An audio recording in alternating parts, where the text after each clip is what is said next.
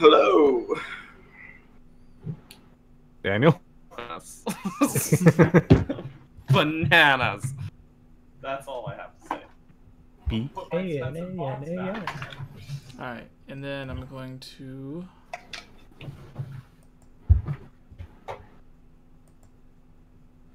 Stop. Stop. The video is unavailable. No. Just refresh it, it'll come back. It's trying. It's trying to come back. Baby, come back. It looks pretty good to me. Woohoo. We're in different places now. Funny. So, you know, the old saying goes, it's not a real podcast unless there's technical difficulties. Yeah. True. So this podcast has been blessed with For reals. with legitimacy. The legitimacy that comes with technical difficulties. Alright, so it looks like it should be good now. Ooh, let's refresh the page. Oh boy. I see Jesse moving things around on his screen. Yeah, so it looks like we're good now, right? think Let's so. see. We're small. We're getting bigger. Oh, Yeah? we're big now. Yeah, it looks good now. Yeah, it looks Alright. good. Let's say okay. So I changed it from the encoder I was using, I guess, was optimized for Intel. So I switched it to an AMD encoder. And now makes sense. it's going a lot better. Mm-hmm. Because it was maxing out my CPU at 100 because it was using a wrong kind of thing. Now it's at 20%. Oh, wow. And it doesn't That look makes like it's difference there. lagging. So we should be good.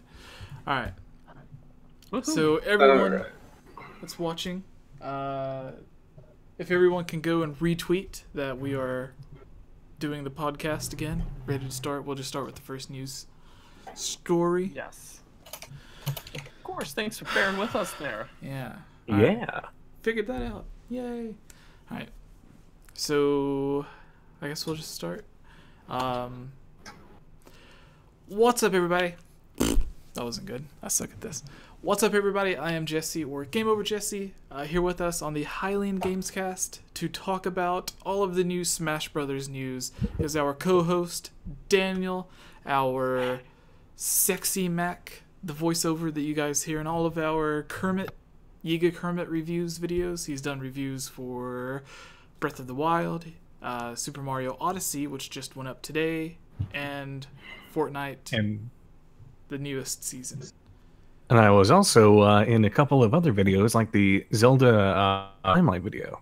Yeah. You and Ilya did voiceovers in that. You did the There's Zelda also the theory. Zonai tribe. The Zelda theory that Larulian historian wrote for us. And we Yep. also have, for the first time, joining the podcast, HylianLuke. Hey guys, Yay. I'm HylianLuke. Do you want me to talk about my channel again? No. Everybody got that on edit the- it all back in. So Yeah. So Okay. we really quick before we get into the Smash Brothers news, we have a partnership going with Nintendo Prime. If you go to the top pinned comment or the description, you will see a link to gleam.io, I think, where it only takes 5 seconds.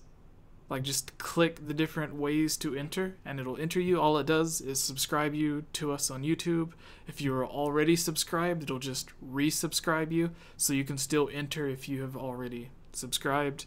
The other 2 ways is following us on Twitter and tweeting about the giveaway, but they all have to be done through the Gleam app. You don't have to download it. It just comes up on your browser. You tap a few things, and it's done.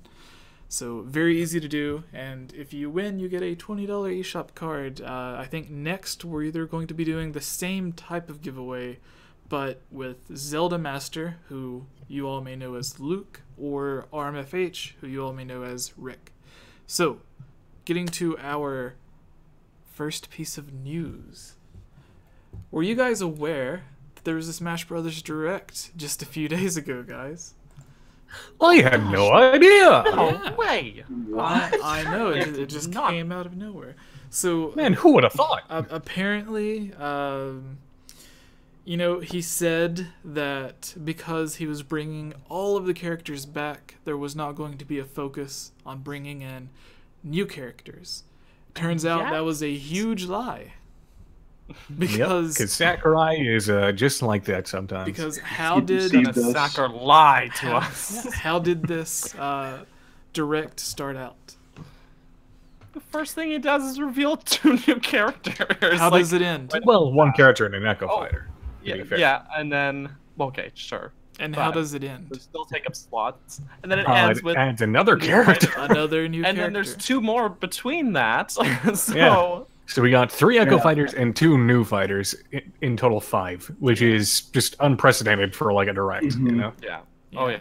Oh yeah, definitely. So the two Very exciting things that I like the most about this direct, aside from the new characters being revealed, is that they aren't just bringing in new Nintendo characters, but they're bringing in more third-party characters. So this gives a lot of people hope that their favorite third-party characters might also be added in. And the second good thing that this brought is all of the newly announced Smash Brothers characters are going to get their own amiibo as well, which Yeah. I imagine makes Daniel very happy if you Yeah. notice the shelf What are you talking behind about? him. I don't own a single amiibo. Yeah, and I certainly don't have a shrine dedicated to them. a little bonus thing that it made me think about is there's a lot of people that's nervous about the Super Mario movie that's coming out, I believe, next year, being developed by the people that made Minions. I believe it's Illumination. Minions. Yeah, It's Yeah, big. it's Illumination Pictures, which Yeah. made the Yeah. Minions and Despicable Me and all that stuff. Mhm. yeah. Yeah. So in this, they had what could be looked at as like a Mario-esque little mini movie akin to the type that Miyamoto used to make when Pikmin 3 first came out. He had a short with when Wind Waker HD came out where they used like the in-game engine to make these little funny short 2-minute movies. But this was another similar to that, but it was Luigi. You could look at it as like a short 30-second Luigi mansion movie, basically. But it looked really good. It had minor voice acting, what we're typically used to from Luigi. But it made me think, like, with that being as handled as well as it was, and it not even being a movie, just like a 15-minute promotion thing that a lot of people are just going to watch one time, used to promote a game that comes out months from now. I think they did a very good job with it. So it gives me hope that if the same quality goes into the actual Mario movie, that people are, meant to go and watch and pay money to see and everything, that it'll have the same type of care, because I really liked that little Luigi short clip. Yeah. There's like comedy moments and everything in it. Luigi dies, broke the internet, but Nintendo made it clear Nintendo on Twitter that tweeted. he comes back. He did not die. He comes back to... They're all, Luigi is okay. Yeah. Luigi He's is A-okay, just a okay. little okay. passed out at the moment. He's Don't okay. worry. Yeah. He's okay. Don't worry. Which honestly, like, I think as great as a Mario movie would be, I could see an entire like mini TV series cartoon based off of Luigi's Mansion. As good as this was. yeah. Like a Super Mario Super Show type of thing, but like with Luigi's Mansion. Yeah, like little Yeah. short 10 to 15 minute cartoon. That'd be really cool. Yeah. But anyways, with Yeah. this, And- what was that, Daniel? Oh, I was just thinking that also with with the K Rule reveal, which is something that like fans have really been asking for since Smash for Wii U. Like if you showed me the clips like that they did for that as well, with him and DK and Diddy, King DDD being a big troll and then getting spotted aside by K. Rool, and then there's the whole like shot with the sunrise, and then like just the giant driving punch. towards each other. If you showed me that and was like, yeah, this is a trailer for a new series that's coming out, and you can watch it on Netflix in January, whatever, I'd be hyped. I'd be like, hell yeah, I'm gonna watch that. Like, yeah, great. So it's it like if they, you know, further to your point, like if they put that same level of care into I don't know if Illumination will, because they're not Nintendo in-house, right? But they put that same level of care into it, I would be, I wouldn't be disappointed. So I mean, Nintendo was supervising the movie while they're making it, so it should be okay. Yeah. Yeah. To like just get the okay from like Miyamoto himself, basically at this point. Like they just they gotta keep like going back to the source material. Yeah. I think it very could turn out protective, very well, and if it does, I will be quite happy. But it could just as easily turn into a Minions movie. You know? Oh Yeah. no. Yeah. But I'm I just mean, imagining. if it's campy, like if it's campy and corny, that's kind of Mario already. Like you don't really go into Mario thinking like, all right, I'm ready for like a dark, serious plot with mature themes, and like that's not. Yeah, that's not what you're expecting. But So I just hope they. Yeah, I'm like, I I really think it hope would be they don't fine. pull a typical Illumination and do fart jokes, because you know there's going to be like plumbing involved, because Mario's a plumber. That's like his thing. So I just hope they don't do any like crass like poop jokes or anything like that, because that's just cheap comedy. It is doesn't- cheap comedy. Yeah, I agree. What if the movie is what if they threw a curveball? This is getting a bit off topic from Smash Brothers, but they threw a curveball. They expect you to think that it's going to be like the traditional plumber Mario, but what if it's like a Dr. Mario movie? Tennis. No, like Dr. Mario based in like a hospital or something where Oh you're my like, god, it's like Grey's Anatomy. yeah, he has to say Yeah, but like he just takes care of like each There's- Nintendo yeah, character patient. there's just toads that come in with emergency needed or emergency. And then they have or like what Sexy Mac was saying, if it's based off of like Mario playing tennis and he's trying to get to like the championship or something. Oh, like, and it follows that sort of typical Yeah, and teenage then sports movie. yeah, and then it goes to Mhm. like it ends with Mario walking out onto the tennis court, and then like you see someone coming out of the shadows from like the other side, and it's just Waluigi. Like you see the silhouette of the guy walking through like the tunnel coming out from like the locker room going onto the field, and then the crowd just gets really quiet, and you hear like the wah ha ha ha. Or just The crowd just starts cheering. They're like, wah, wah, wah. or imagine if, Like- like for the final match, you just like you hear like a remix theme of like Luigi's Mansion, and then just like everyone just goes silent as the room goes dark, and then a green glow comes out from the other side of the stadium, and out goes Luigi. And then everyone just like, oh. Like everyone on the stage is just like, oh, it's Luigi. Oh. Oh, okay. Yeah. All right. So back to the Smash Brothers Direct. What was Yeah, right. everyone's favorite thing that came out of this? Because there was a lot of stuff. There was a tease of adventure mode, or like the main story, whatever you want to call it. Because like they made it obvious, where they had the like the boss battles and stuff, and there was like the single player mode where it's like someone running from like one side of the level to the other. And Right. Yeah, like the Rathalos fight, and you know, like the hidden mode kind of like solidified it. Just like, yeah, that's probably gonna be a thing. yeah, it's like they showed us gameplay from a single player campaign like mode.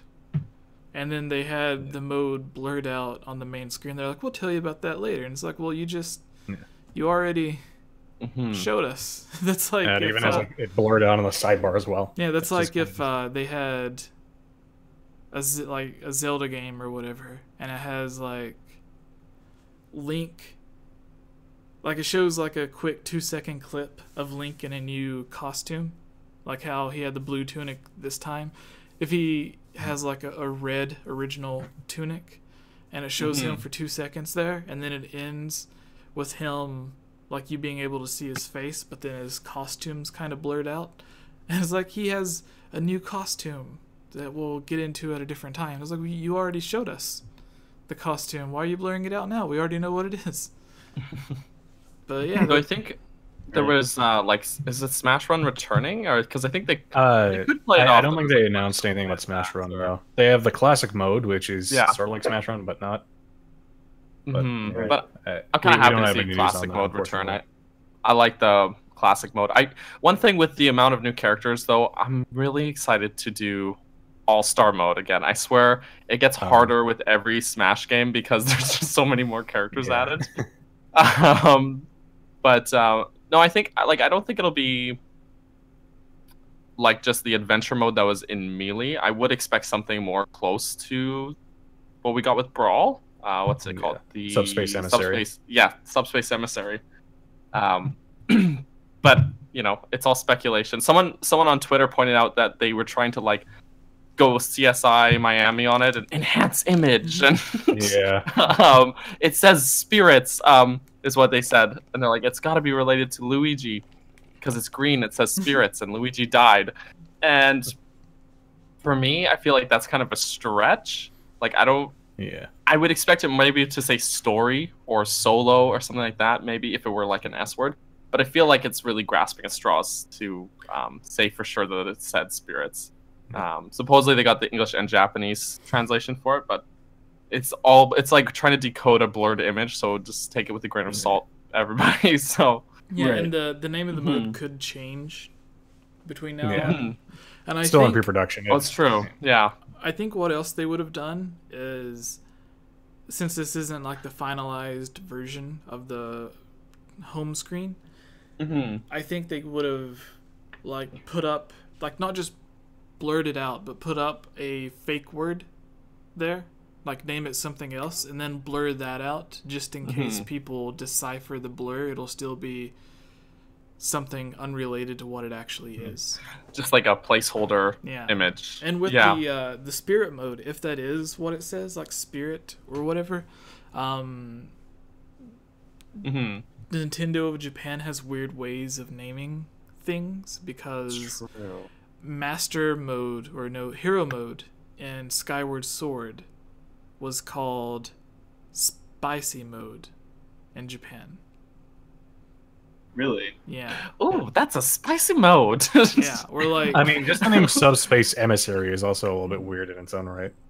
It does, yeah, but it like does invoke like a really cool sounding adventure thing, like it's sub. Yeah. But it is like, when you think it, like boil it down to actually the meaning of those words, you're like, what? You know what I mean? So like it's an emissary, an adventure, I guess, in subspace. Which I guess yeah. So here's the thing with because one of the things that I want to talk about is crazy characters that we would like to see in this. So going around, everyone say what your favorite thing was from the direct that was revealed, and something that you actually want. I'm gonna say my favorite thing was the boss battles and stuff returning. I hope they have it so that it's not just an online, or it's not just an adventure mode, but it's one that you can play through co-op. So because Nintendo's gonna give a big push for their online service, so if they have it to where you can't just, like, it's not just fighting against other people, but the adventure mode can be played single player, or to push the online service even more to give you more of a reason to pay for it, you can also play through the adventure mode in co-op. So where you would typically just fight one person on a stage, this time you would fight two, and it would be like your team against their team or whatever. So like subspace co-op, but with, online. Yeah. And another thing is, it would be really cool if you could take that into the boss fights as well. And my second part to answer this with characters we would like to see, the most bizarre, obscure character for me would just be like Goku But a more realistic character that I expect to see, not as a playable character, maybe as a playable character, but more so as a boss, is Calamity Ganon. Because they typically have these giant... Nathan in the chat just tipped $5. So thank you, Nathan. You're the man.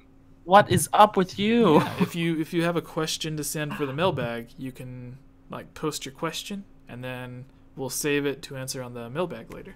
Yes, we'll put it at the top of the list. Yeah. So one of the things that I would like to see is where they have the bosses are usually like giant monsters that like take up the whole screen or whatever, which was part of the reason why they said Ridley couldn't be like a normal playable character.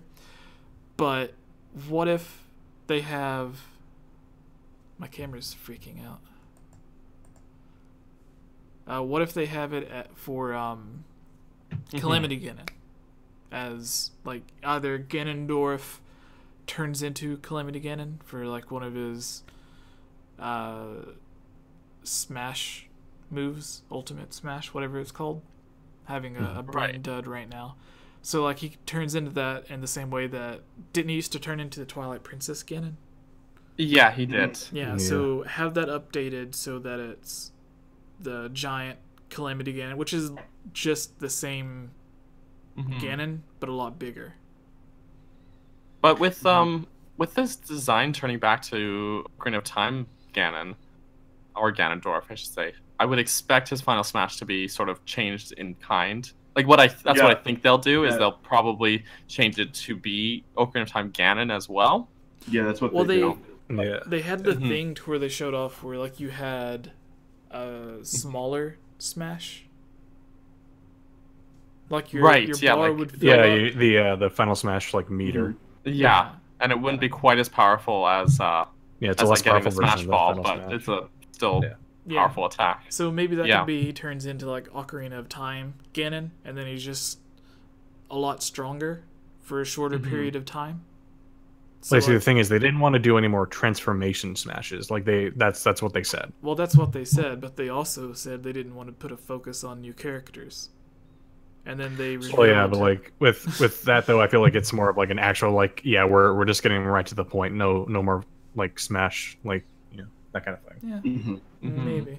But to recap, I want to see the co-op mode, which they didn't hint at, and it wasn't a part of it, but it would be a way to set it apart from other subspace single-player campaign modes. Like if this one is co-op, it would be a great way to push their online service. And then as a character that I would like to see would be Calamity Ganon, whether it be the giant beast Ganon that just stands there, or Calamity Ganon, and then like his actual attack or whatever could be just like the giant laser beam that he shoots in the game. But also, oh just my for gosh, Bootleg Boy sent $20.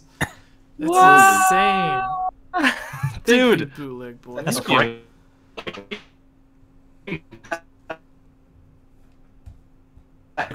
Have the Zelda mailbag. Do they? I'm gonna find it and move it right to the top with Nathan's question. They might not actually. I didn't entirely check it. No, I don't see it on our list here. So. Yeah. Right. So if you have a question, go your ahead and ask in the question. chat, and we'll move it right up. Yeah. So Luke, what is your favorite thing that they revealed? Wait, but real quick though, actually, just quickly going back to the thing you mentioned earlier about Goku. Yes. They actually, someone asked Sean Schimmel on Twitter if he had like any thoughts on like Goku being in Smash, and he said that he had not recorded any lines for Goku yet for Nintendo. Yeah. Like he hasn't done anything with that. But if he did, he would not be able to say. That's true. Like he probably would have just said like, I am not liable to say at the moment. Yeah. But like, it would also be weird because that's the second character he would be voicing in Smash, since he also voices Lucario. Oh, really? Oh, okay. What? I didn't know he voiced Lucario. Yeah, he's the voice of Lucario. Huh. Which is funny because Lucario is like the most Goku-like character in all of Smash, actually. That's true. He totally is. Yeah. He really is. Alright, so, Luke, since you are our guest, what is your favorite part of the Smash Direct? And then, what would you like to see? Whether it be a character that you can play as, a boss like I mentioned, or just whatever. Doesn't really matter. Just something crazy that you would like to see added in. Yes. Was Hold probably... on. We got another donation. Oh my god. Nobody can one up me. It's not a contest, guys. It's not a contest. We love you both. Wow. Oh wow, you guys. See, this is crazy because like I watched Nathan's live streams and like everyone always tips on his. But I never really ask people to tip on mine, so it's really rare when people tip. Like Nathan and some other people do like shots and stuff for tips. Oh really? Yeah, but I'm not doing that. It's like not even noon. Yeah. All right, so Luke, continue with your thing. All right. So my favorite thing about the Direct, like there was a lot to like take in, but I'd say like my favorite thing was. Honestly, it was the King K. Rool fake out when DDD just threw off the costume and started laughing. Yeah. I could not stop laughing at DDD's just facial reactions. It's just so funny. It was so funny. I thought it was so freaking funny. Mm-hmm. But and just King K. Rool reveal in general, it was so hype. I was so excited to have King K. Like I've never really thought about like personally wanting him, but so many of my friends have wanted him for years. So I was really happy to see that. And for something I would want in Smash Ultimate, I really want to see Banjo-Kazooie in Ultimate. I would love that. And Microsoft doesn't have any representatives in the game, so if Nintendo wanted,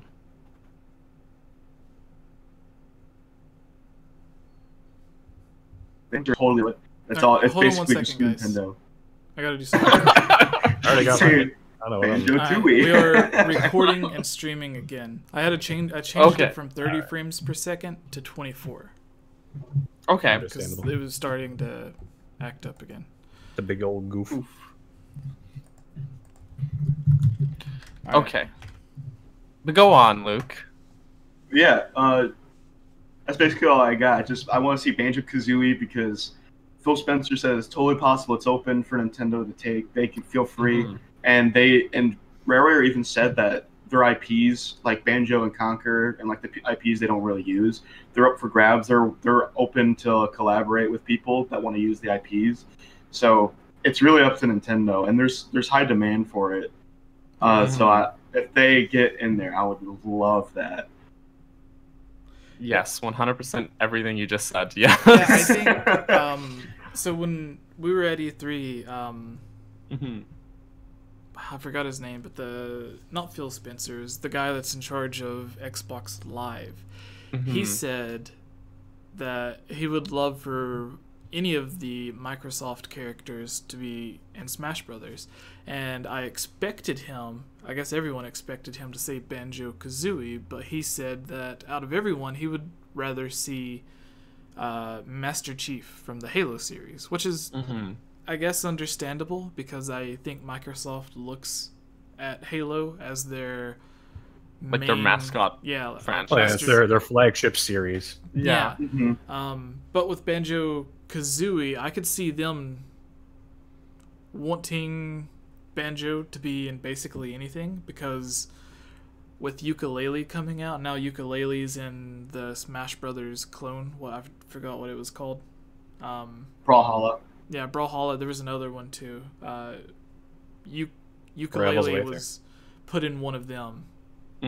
So I could imagine Microsoft wanting Banjo to be put in one, not just so their character would be represented, but because of like nobody in America really knew who Fire Emblem, like the Fire Emblem characters were, but because they were in Smash Brothers, when they finally released Fire Emblem in America, it sold really well. just based off of people knowing who the character is from Smash Brothers. So the last Banjo-Kazooie game didn't really do that well.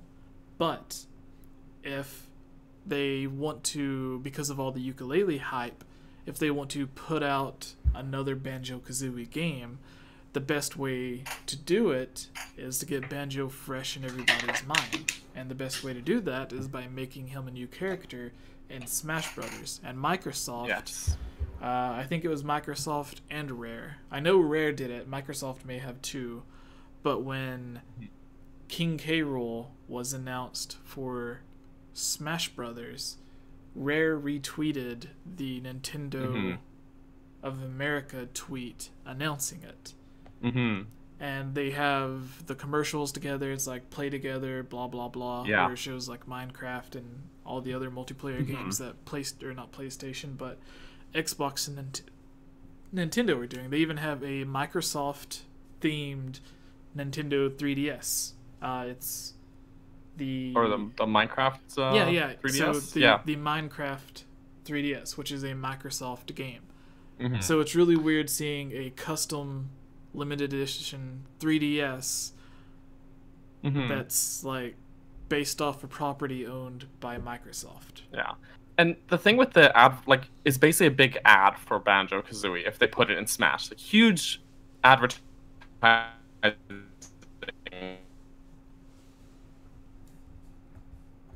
console as well, like either an Xbox One or a PS4 as well. So a lot of the people who are getting Smash also own a Microsoft console. So the odds are, if you put Banjo-Kazooie in Smash, all those people who own both those consoles will be like, oh, I want to play Banjo-Kazooie again because these guys are so great. This is bringing back so many memories if I played it before. Or if they don't know the games, they haven't played it before, they're like, oh, I want to get this game. They look into it, they buy it. It's just free advertising for a game that's on a Microsoft platform that a lot of Switch owners also already have. So there's, in my head, especially considering like Phil Spencer, as Luke mentioned, is on board with this idea already, there's no downside on the back end for putting them in. Like there's no downside. The fans want it, and it'll be good for both Nintendo and Microsoft, because Nintendo, we love it when you give what the fans ask for. That's basically what K. Rool was, right? Was just fan demand already. So K. Rool and Ridley. So do it, please. So yes, that's my.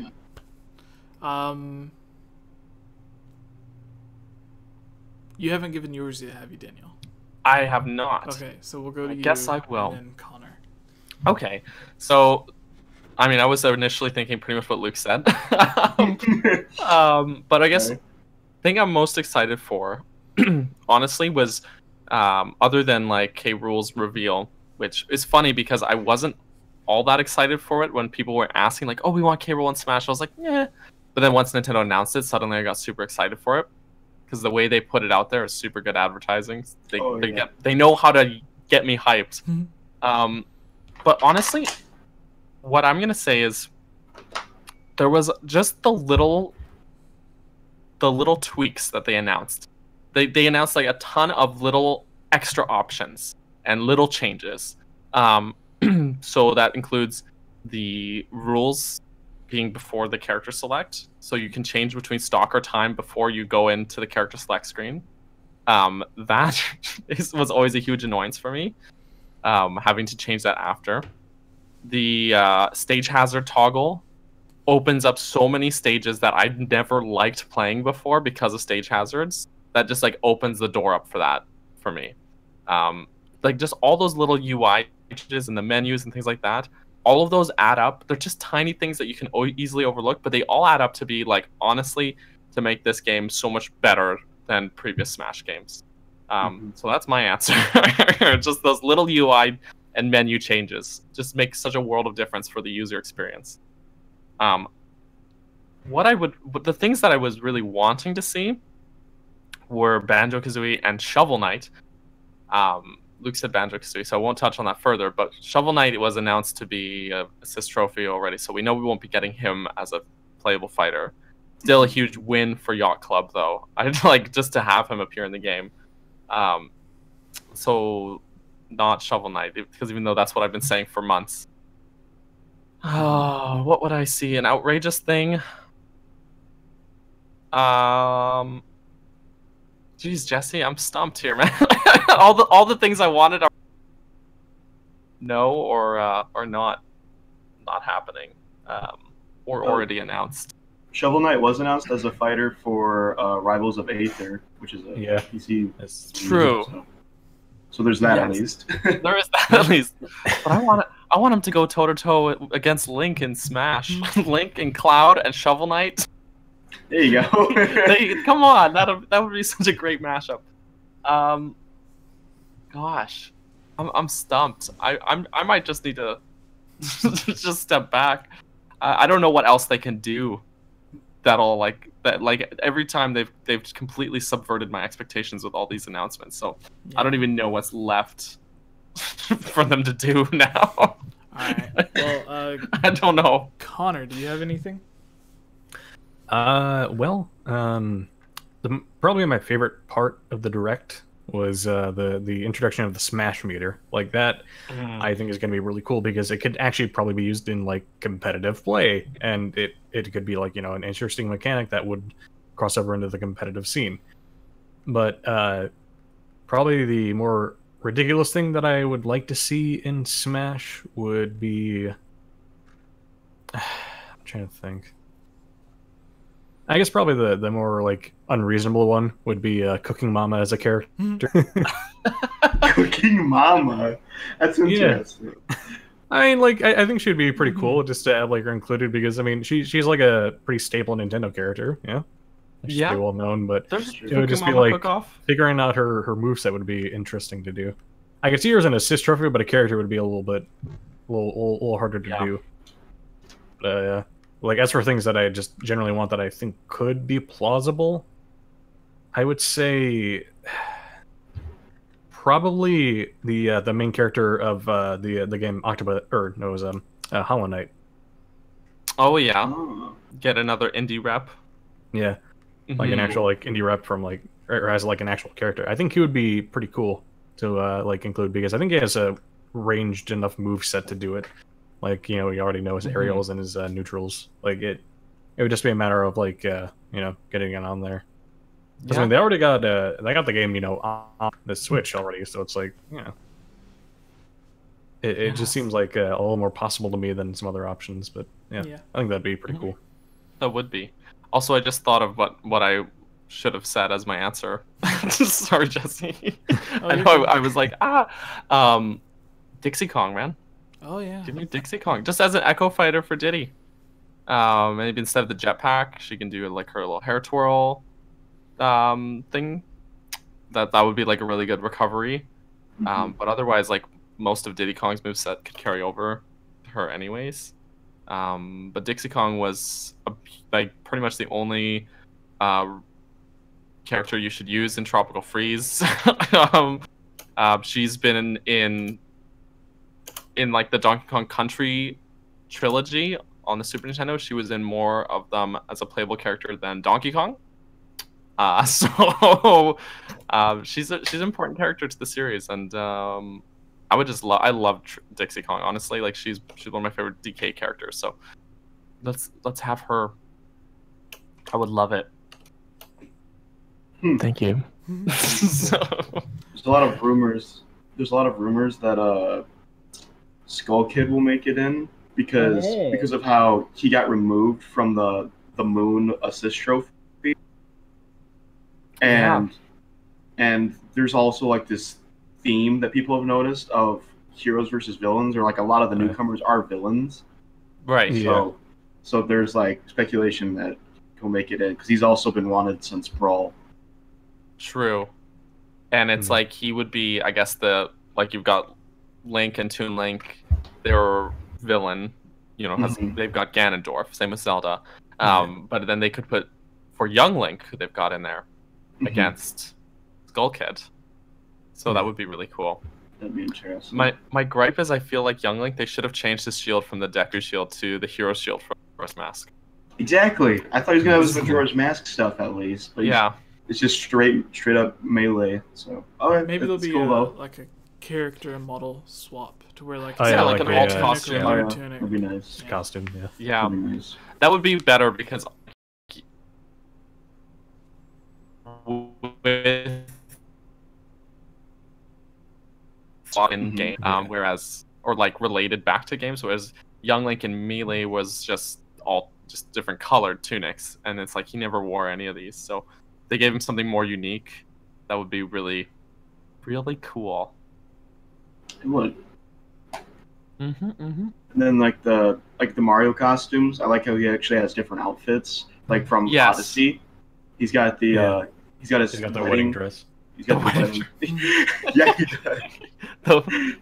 I love that. He's also got his tuxedo and stuff. But Yes. but unfortunately, I thought it would be the same way for Link. I thought he'd have different costumes from Breath of the Wild, but he just has Champion's Tunic recolors. Which is a And shame. he And has the Hero's the Tunic. He has the tunic. Hero's Tunic, yeah. But Or most the of his- Tunic of the Wild. Tunic of the Wild. That's the one. Hmm. I was kind of hoping that instead of going that route, that they would have him wearing pants, or rather, they would have him wearing the Twilight Prince, like have Champion Link and then Twilight Princess Link as his character model swap. That would have been cooler. What I think they might do, since they always have like a Dark Link variant in there, they're probably gonna put his Dark Link outfit from Breath of the Wild. I would assume. at Oh least. yeah, yeah, that makes sense. Well, Which, I although mean, that's it's basically pretty much just Dark Link it's from- basically just Ocarina of Time Dark Link. more or Yeah. less. Yes. Be interesting. All right, we ready to move on to the second piece of news? Yes. Yes. Let's. Yes. All Let's right. get into it. I gotta use my laptop on this one. Do you want me to just pull up the old article?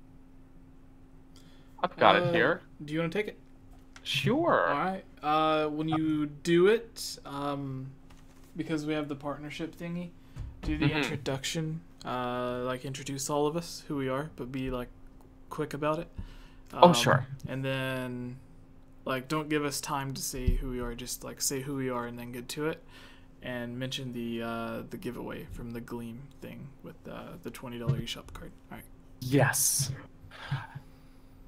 What's up, everybody? My name is Daniel, but you might know me as Burgerson, depending on where on social media you follow me. We are doing the old Hylian Gamescast. I'm joined with my co-host Jesse, who is really the main host, and we've also got HylianLuke and Sexy Mac, and we're talking about some Switch rumors. But first, you should know that we have a little team up with Nintendo Prime, a little partnership for a $20 eShop giveaway that you can enter on Gleam. You should be able to look out for that. We post it all over Discord, and it should be in the description or top pinned comment on YouTube. So go check that out down below. It's pretty easy to enter. Just select all the things to subscribe to us on. There should be 5 different ways to enter, and it honestly takes about 10 seconds to do it. And bada bing, then you just wait to see who won. Yeah. But And yes, We've already had like 1,000 entries, which is awesome. Way more than I thought. So. And the more ways you enter, the greater your chance to win. So just try and check off all 5 if you can. Yeah. But you know, if you don't have a Twitter, obviously you can't do the Twitter entry. But then that's why there's the options there. So whichever way is best for you to enter, magical. I really like Gleam giveaways, actually. So, yes, but let's jump into the news, which comes from GoNintendo.com. It's a rumor. Hackers find some sort of weird test VR mode on the Switch. So there are some tweets that it links to where essentially people were poking around the UI and the menus into the code of the Switch, and they found what appears to be a test mode labeled Test VR Mode. It doesn't really do much. It's just sort of in the folder. So if you watch the videos, like nothing really happens other than them filming on their Switch screen. It like kind of boots up some, looks like just some code, like a exe menu almost. And then it just kind of shows like the 2, like, because with VR, it basically has like 2 images overlaid. And so it shows those, but I'm not super technical myself, so I don't fully understand all the code and how it works.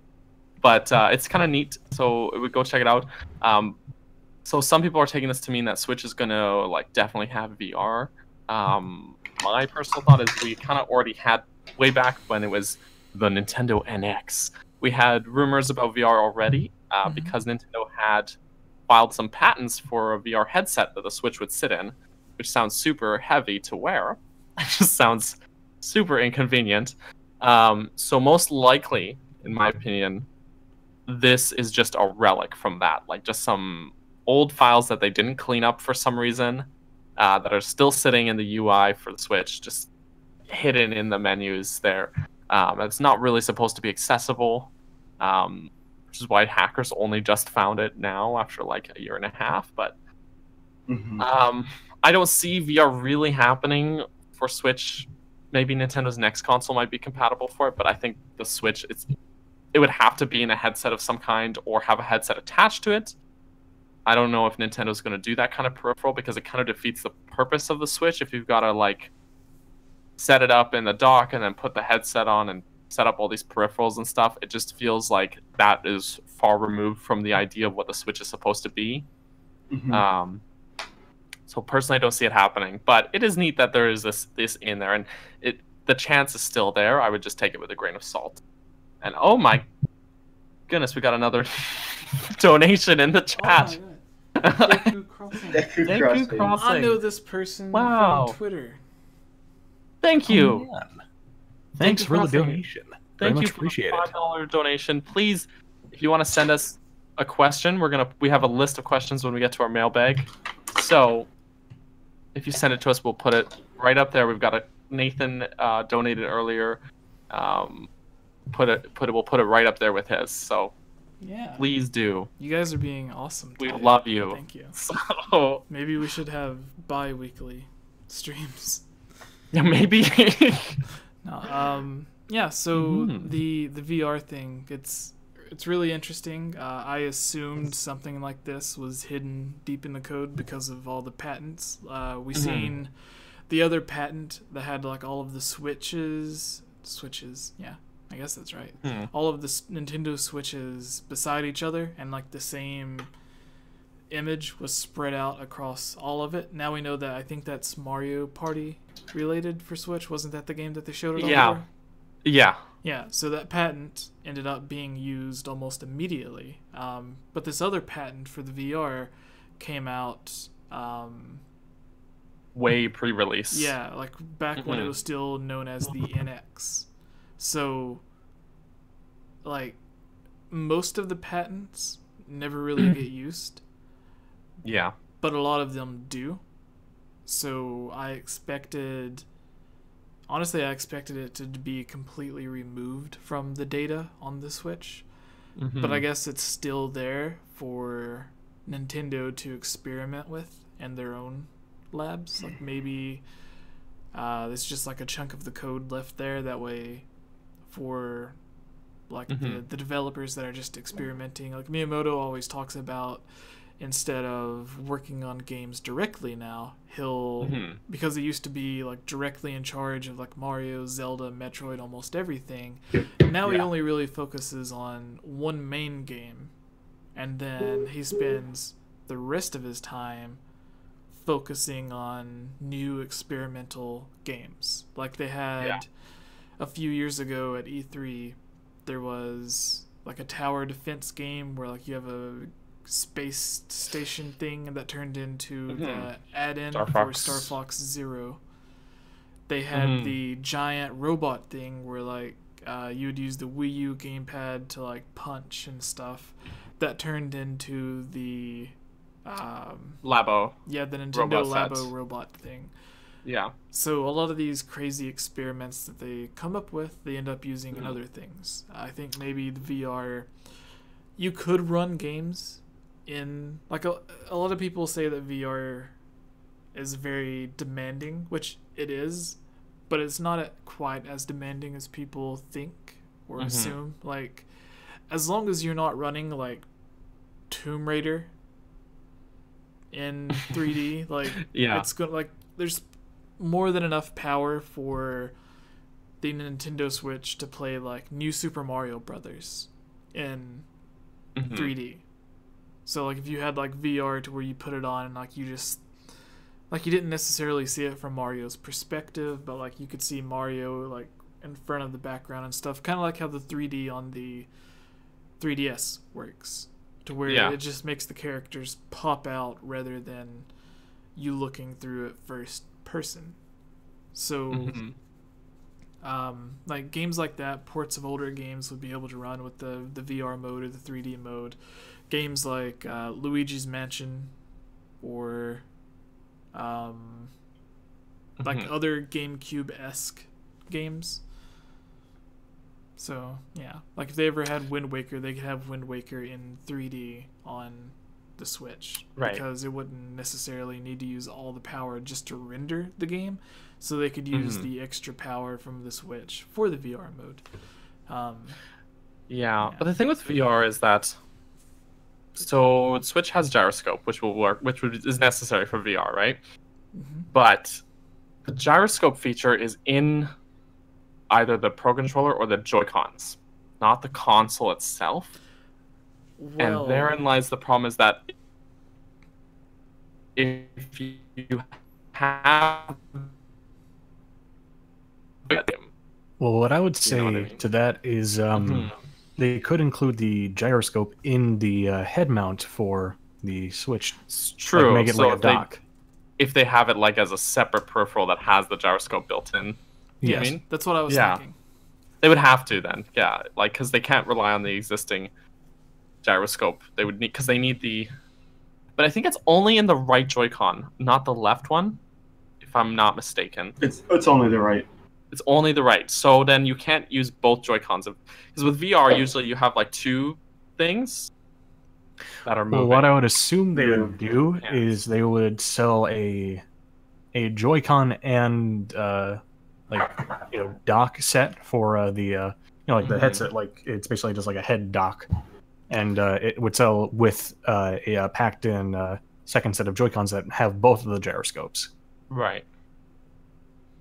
Yeah, I mean, I think that's too much. That Nintendo, I don't see them doing it. Like creating all these extra peripherals for it. It doesn't seem Nintendo to me. But then again, there are wild cards, so it could be totally off the mark, right? So, I think it would be another situation to where if you wanted to play Four Swords Adventures, you had to have all of these separate peripherals. So you need the connector for the GameCube controllers on the that connects to the thing underneath. I think you needed that. And then there was the plug-in that went from the controller port to the Game Boy Advanced, and then you needed the Game Boy Advances. So like you needed the most inconvenient Zelda game to play. So I think it would be really inconvenient for Nintendo to do this, unless they did just release like the VR goggles or whatever that you would put the Switch in, and then like it has all the stuff built into it, and then you just use the Joy-Cons that you already have. I don't know. Yeah, but what's I as much as I want to shoot down the Nintendo won't do this because it's too much work, I've got a shelf with just Labo stuff sitting behind me. And it's just... that's a whole thing where it's like they're literally like, here's a bunch of cardboard. You're gonna make a bunch of peripherals and then play your games using like a Joy-Con IR sensor and all this stuff. And so in a sense, like, I can't predict what they're gonna do. Honestly. I mean, also looking at it from like a business perspective, most VR headsets are like $500, and the base Nintendo Switch is only like $300. So it would be like reasonable to say that like a $200 like headset and Joy-Con set wouldn't be out of the ballpark for like a VR experience. My thought was also with VR, I almost feel like the robot Labo set was almost designed to have the Switch put in there and use VR. Yeah, like that was what because they have like a headset part for it, and it looks almost like you've got a VR setup where you've got the backpack, you've got the headset on, and you've got things on your arms and feet. But then at the same time, it's not, because the Switch has to just be docked. And but I feel like you know, they had this code for VR in there. They had a patent for a headset, and then they come up with this Labo set that's got the robot and the full suit and everything. It almost looks like they're like just about there for VR, and then they're like, but it's not actually VR. It's just everything that is VR minus the VR. You know what I mean? Because that game plays very similar to a VR game. Like I haven't actually played the robot set, but just from what I've seen, like the way that it plays and controls, it's just like the body tracking and everything. Yeah, it's almost pretty much a VR game, just minus the VR. So yeah. Tangent over. Sorry, just no. Does anyone else have their thoughts on this before we move on to the next news story? I mean, Jesse already said a lot of the stuff I was gonna say. Like the patents and like the VR stuff could have been for the Labo, because you put the Switch itself into the headset, and that's kind of like VR, and you got the Joy-Cons that are like the controllers, and I think, don't you need a second pair of Joy-Cons for the legs too? And then you can use those for like the giant mech game or whatever it is. And I think with VR, like you guys were saying how the VR stuff is like pretty expensive, and how the Switch with the VR stuff, it would be more affordable. It would make sense, because if you buy like a cardboard do-it-yourself VR kit, then you can just put the cardboard together and then put the Joy-Cons in where they need to go, and then put the Switch in the headset, and then boom, you're good to go. And then I wonder if the Switch can create the two images thing that the VR headsets usually have to do. The only thing is, just the resolution would be kind of trash, to be honest. Oh yeah, definitely having the Switch screen like that close to your face. Yeah, because it's only at 720p, and that'd be stretched across like two images, so it'd be like, half for each. Yeah, and like 720 is great to play if you're playing a game in handheld mode. Like that's on that small screen, it's fine. It works really well. But then if you bring it that close to your face for a headset, like no, it's not. Yeah, it's not gonna work. All right, are we ready to move on to the third piece of news? Yes. So. I feel like I'm being super negative with this one. I'm so sorry, everybody. It's like, no, this will not work. That's not usually me, but yes. My apologies. There. But yeah, what's next? I guess we should, we had the third optional one. Are we probably jumping over that one, Jesse? Yeah, I want to do that one really quick. Sure. So we can try to get through it really fast. All right. What's up, everybody? I am Jesse, or Game Over Jesse, as all of you may know me. This is the Hylian Gamescast. We are here with HylianLuke. Right here. Hello. HylianLuke on the Hylian's Gamescast. Woo! Oh man, who would have thought of that? We the have Hylianception. Our co-host Daniel. Hello. Or King Bergerson. We have another kind of co-host, Sexy Mac, who does a lot of voiceovers in our videos. Yes, hello. He is the voice, the disembodied voice. Yeah, today I am the voice that you hear at night when you try to sleep. Yeah. So we have a giveaway going on with our friends at Nintendo Prime, where we're giving away a $20 eShop card. You have 5 ways to enter. Just go down in the description or the comments below, click on the Gleam link, and it'll give you 5 easy ways to enter. Each one is just subscribing to us, following us on Twitter. All you have to do, it sounds like it takes a long time, but all of it only takes like 5 to 10 seconds. You just tap or click on each of the things, and you can enter for the giveaway 5 different ways. It'll end in a week or 2, and if you win, we'll just send you an email with the code to redeem the $20 from the eShop.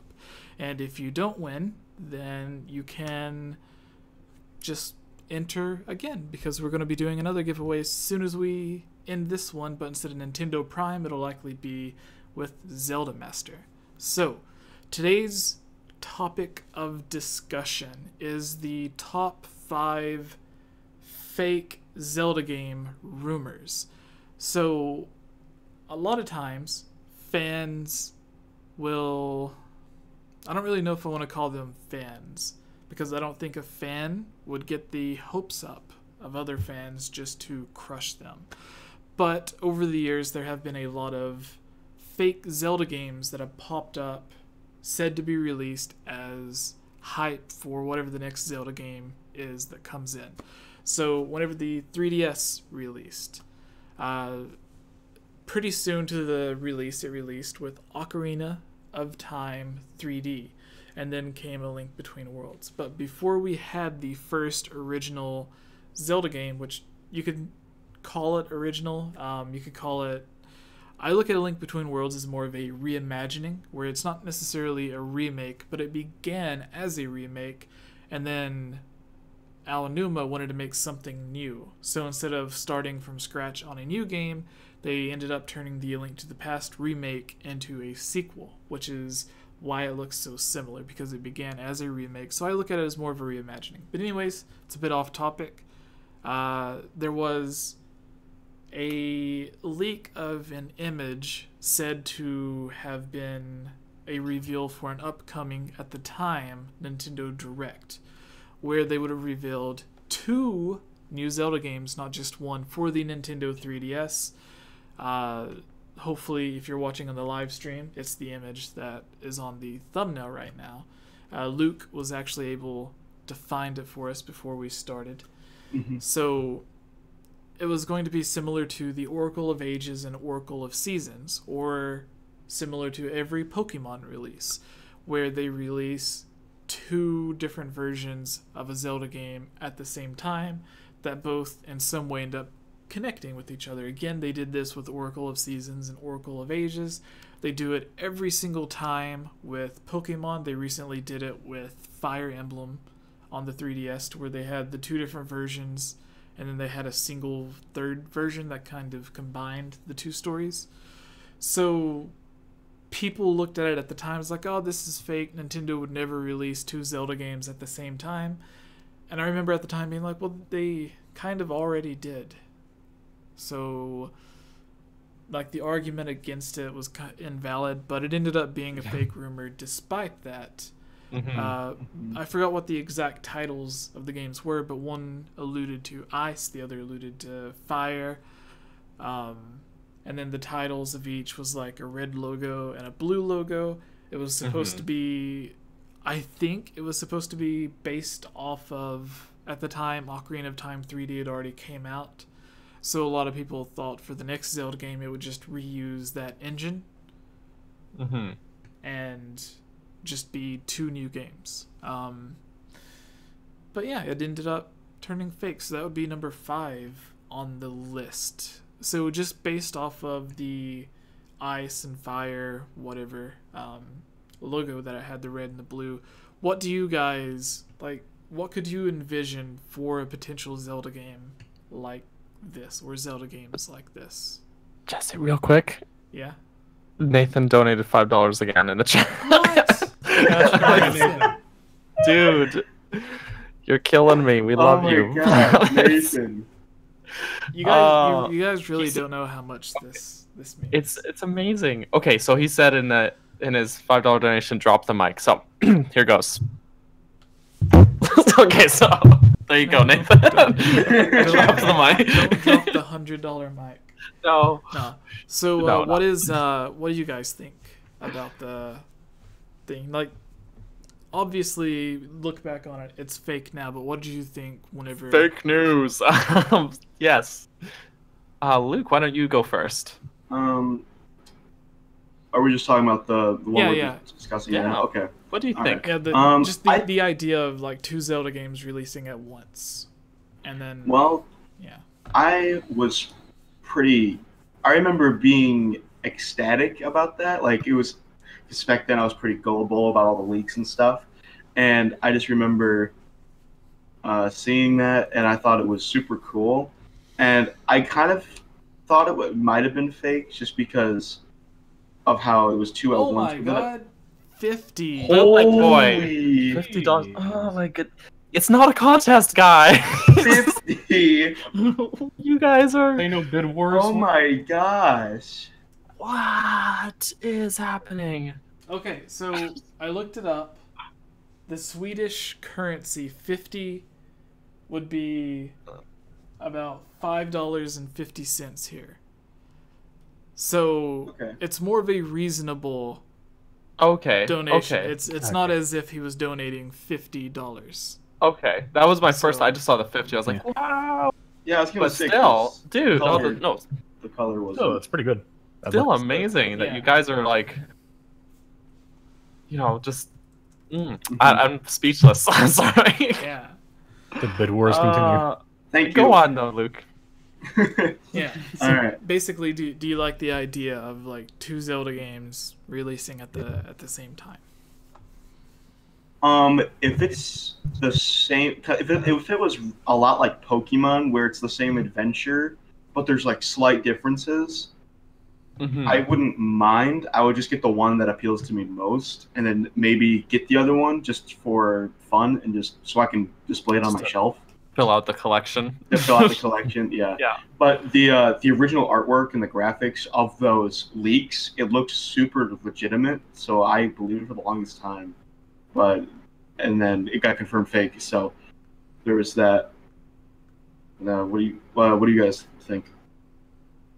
If it were like more on the lines of like the Oracle games, where it's 2 games that you like use the same design and same engine and all that, rather than 2 games that are the same game but like Pokemon style, where it's different, like very just slight variations of the same game, I would be more excited about it. I don't actually like. I only found out about this leak in hindsight after the fact. I never saw it when it was like first leaked and like rumored, and everyone was freaking out about it. So I don't have a ton to say about it myself. But very well done leaks. Like as far as the like how legitimate they look. The logos look really good. Mock-up logos as well. They kind of remind me of the Smash Bros. Wii U and 3DS logos with like the flames like that actually. But so in that, like with that connection to it, almost makes it look like very legit Nintendo, because it's very similar to what they've done before. But but I missed out on that fun little rumor way back when those, what was it, probably like 5 years ago, that it was 6 years ago. It was I remember the leaks or the fake leak came out when I was writing for Zelda Dungeon. Okay. We had to cover it in a news story, and I remember thinking I kinda like I was about 60-40, like 60% thought it was fake, 40% thought it was real, because at that time like Zelda games and stuff never leaked. Like no Zelda game has ever leaked ahead of time. None. So at that time I was thinking, oh, this is fan made, whatever, but it was a cool idea. What made it more believable to me was the fact that it was 2 separate games, because usually if someone's going to fake a game, they're not going to have the guts to fake 2 Zelda games that are connected, because that's only happened one time before. So the fact that they just went with it, and like, what's better than 1 fake game? 2 fake games. 2. So Connor, what are your thoughts? Thing is, I just got $10 from Nathan. You guys are really killing enjoying me. the stream. My gosh. I think Wow. I might have to send you guys a shirt. I think you should. I think use, you both use the need money shirts. you guys have donated to send you guys shirts. You need some Seriously. Game Over Jesse shirts. I'll vouch. I've got one. I'll vouch for those shirts. Yeah, there's some good shirts. So here's the thing: I could make more money with the shirts because they give you an option of what type of shirts you want to use. You can use like really cheap shirts or the expensive shirts that feel better. I could have chosen the cheaper shirts and then sold them for the same price as the expensive shirts and made more money per shirt, but I chose to go with the least amount of profit with the more expensive shirt, because I didn't want it to be a shirt that people didn't want to wear, because I didn't know what the other material was. Like, I didn't know what kind of material they used, so I just assumed the most expensive material would be the most comfortable to wear, which isn't always the case. But for it's what I went with. And I like V-necks, so yeah. But anyways, Sexy Mac. Oh, sorry to interrupt. Yeah, what I was saying before was I didn't really hear about the leak or whatever, like the fake leak or anything up until like today. Oh, like right as we're doing this, so I didn't really have any major thoughts on it. I was just, it's like leaks are always a thing, and I always try to avoid them as much as possible. It's like if you're gonna leak something, I mean, at least make it true, but I just avoid them because I don't want to spoil any games for myself, Even if it's just like a rumor about a game, I'm just like I'd personally rather just play the game when it comes out and not have to worry about like knowing stuff in advance. All right. And there's something to be said for the hype of like when a legit reveal comes out, like when Nintendo makes an announcement, they do it well, right? Yeah, like with Smash Bros, it's like the Smash Direct, it's like, well, this is giving us everything we want to know that we need to know. Yeah. Yeah. So it's like, all right. So I'm gonna go with the next leak. But if you guys know of any, think of them, and then after I finish talking about this one, we can go to you. But if you don't know, then I'll just go. So the next one that I want to talk about is and I was talking about this earlier. So number 4 would be Twilight Princess 3D. This was coming. Yes. I don't know if this came after the other Wii game, Xenoblade, was ported to the 3DS. So we already... And then, of course, we had Luigi's Mansion Dark Moon, which looked better than the original Luigi's Mansion that ran on the 3DS. So whenever this came out, a lot of people were like, Twilight Princess wouldn't be able to run on the 3DS. This is so fake. It's so stupid. And I would always have to remind them, like, well, Xenoblade is a game that can't even run on the Gamecube. Like, you need the Wii to run the game. Like, it was made for the Wii to take advantage of the more powerful system, and it is on the 3DS, or at least the new 3DS. And then they have Hyrule Warriors, which was a Wii U game ported to the 3DS, which I was just amazed that I could run it to begin with. We also have Metal Gear Solid 3 Snake Eater was one of the first 3DS games, and that was a PlayStation 2 game that was ported to the normal 3DS. So we had all of these GameCube games or Wii games or PlayStation 2 games that were already running on the 3DS. So I had to remind people that, because whenever they think of Twilight Princess, they think of it as this huge game that was super realistic for the time. And they just thought like, oh, this wouldn't be able to run on the 3DS. And I had to remind them, it was like, well, the rumor may be fake, but the 3DS is more than power. Like, they could put Twilight Princess on the 3DS and make it look better than it did on the original hardware. Yeah, because the 3DS, and the new 3DS XL would definitely be capable for sure. Yeah. But this rumor came about. It wasn't a leak online. It wasn't anything like that. There was a convention, something. It wasn't E3. It was something like Comic-Con New York or something where Nintendo had a big focus at, and there was a lot of people that took their 3DS because 3DS was kind of new at the time. I think Ocarina of Time 3D was on the 3DS, but there wasn't any other Zelda games on 3DS at the time.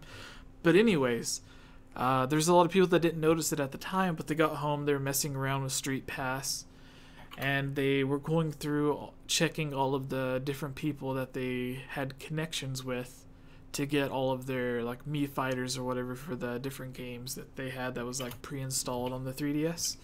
And one of the people that they had passed, that hundreds of people passed, had Twilight Princess 3D as the last game that they played. It had the logo, an icon for it, the title, The Legend of Zelda Twilight Princess 3D. So I can understand why people thought it was real. But it turns out it was a hacked 3DS. And Nintendo ended up, I don't know if the patch was specifically for this or not, but there was a second set of rumors that everyone who had Street Passed with that 3DS were having their systems to where they couldn't access like Nintendo Online or something like that. Like Nintendo was blocking the accounts of people who had interacted with that person because they didn't know if they'd also hacked their 3DS to get it on there, or like I don't really remember what the situation is, but I remember it was really confusing. Like the story popped up, and then like a week or two later, another story popped up where the people who had interacted with it were having stuff happen to their systems to where like Nintendo had either bricked their system or made it so that it couldn't update or get online or something like that. But what do you guys think about Twilight Princess 3D? Well, I remember seeing that. First, I want to add, it also makes sense in the sense that Twilight Princess is like a spiritual, like it is a sequel to Ocarina of Time because it happens later on, but it's also a spiritual sequel in the sense that Miyamoto and Aonuma said with Twilight Princess they were able to do a lot of things that they wanted to do with Ocarina of Time. So with Ocarina of Time on the 3DS, it also made sense for Twilight Princess to come to Switch because it was similar gameplay wise.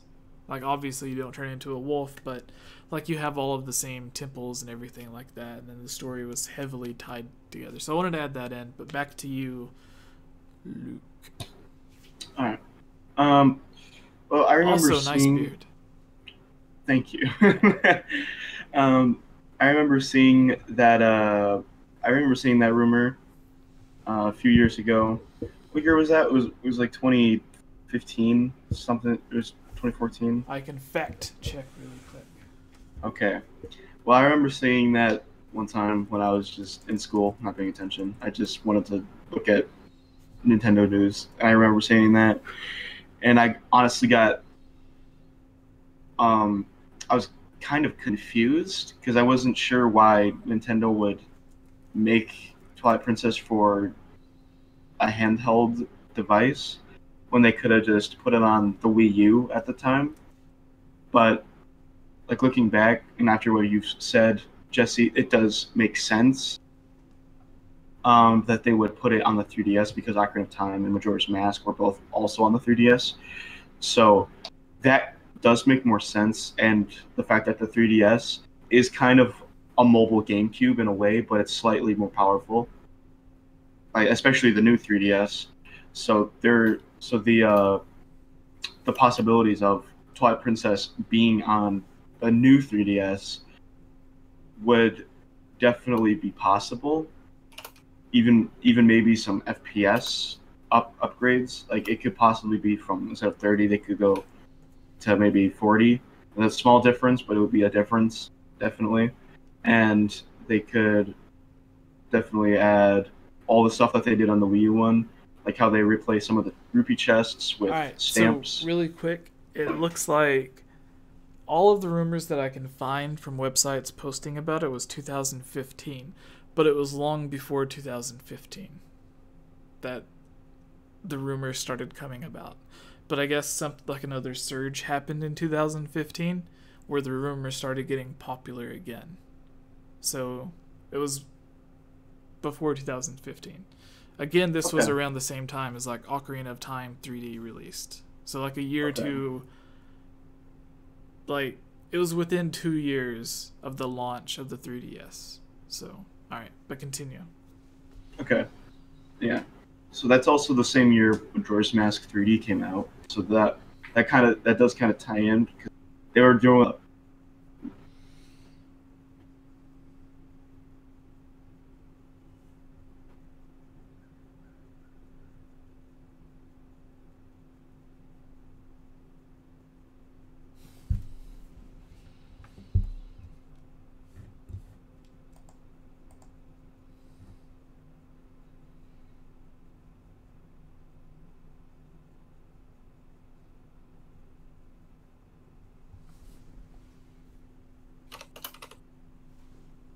Hello? Hello. Hello. My internet cut out for a second. So the last thing I heard you say, Luke, was after Majora's Mask, they were doing a lot of... So continue from there. Sorry. Okay. Yeah. All right. No problem. I seen it on saying... my OBS at the bottom. It has the kilobytes per second that you're streaming at, and it went from like 1500 down to like 12. So, Oh wow. Yeah. I don't know what was up with that, but yeah, continue. Sorry, guys. I hate it when OBS does that. But yeah, as I was saying that because Ocarina of Time and Majora's Mask released both on the 3DS, it does make sense that they were also making more ports to the 3DS to keep us occupied for Zelda Wii U, which turned into Breath of the Wild, and then the new 3DS Zelda game, which became A Link Between Worlds. So that kind of made sense that they were just doing a lot of remakes or ports or whatever to their newer consoles to keep new audience and reoccurring audiences occupied until the time being. And that was all I really said. All right. Connor. Sexy Mac. Yes. Well, personally, I think that the idea of having that game on a 3DS system would be real cool, and I'd probably buy it on the spot because that's I haven't actually played the original game, to be honest. So I it would be a good way to get people to to experience the game. You know what I mean? Yeah. The one thing that I would like to, I meant to say this earlier, but Twilight Princess. So the 3DS at 240p is the same resolution as the Nintendo 64.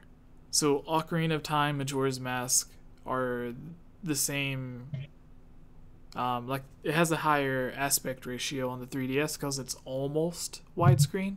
It's not quite 16:9, but it's almost there. So Twilight Princess would be a game to where, while the textures and everything could look better on the 3DS, it would have a lower aspect ratio, similar to Super Mario 64 DS, to where the textures, the character models, everything was updated on the DS version, but the actual amount of pixels were lower on the DS than the Nintendo 64 version.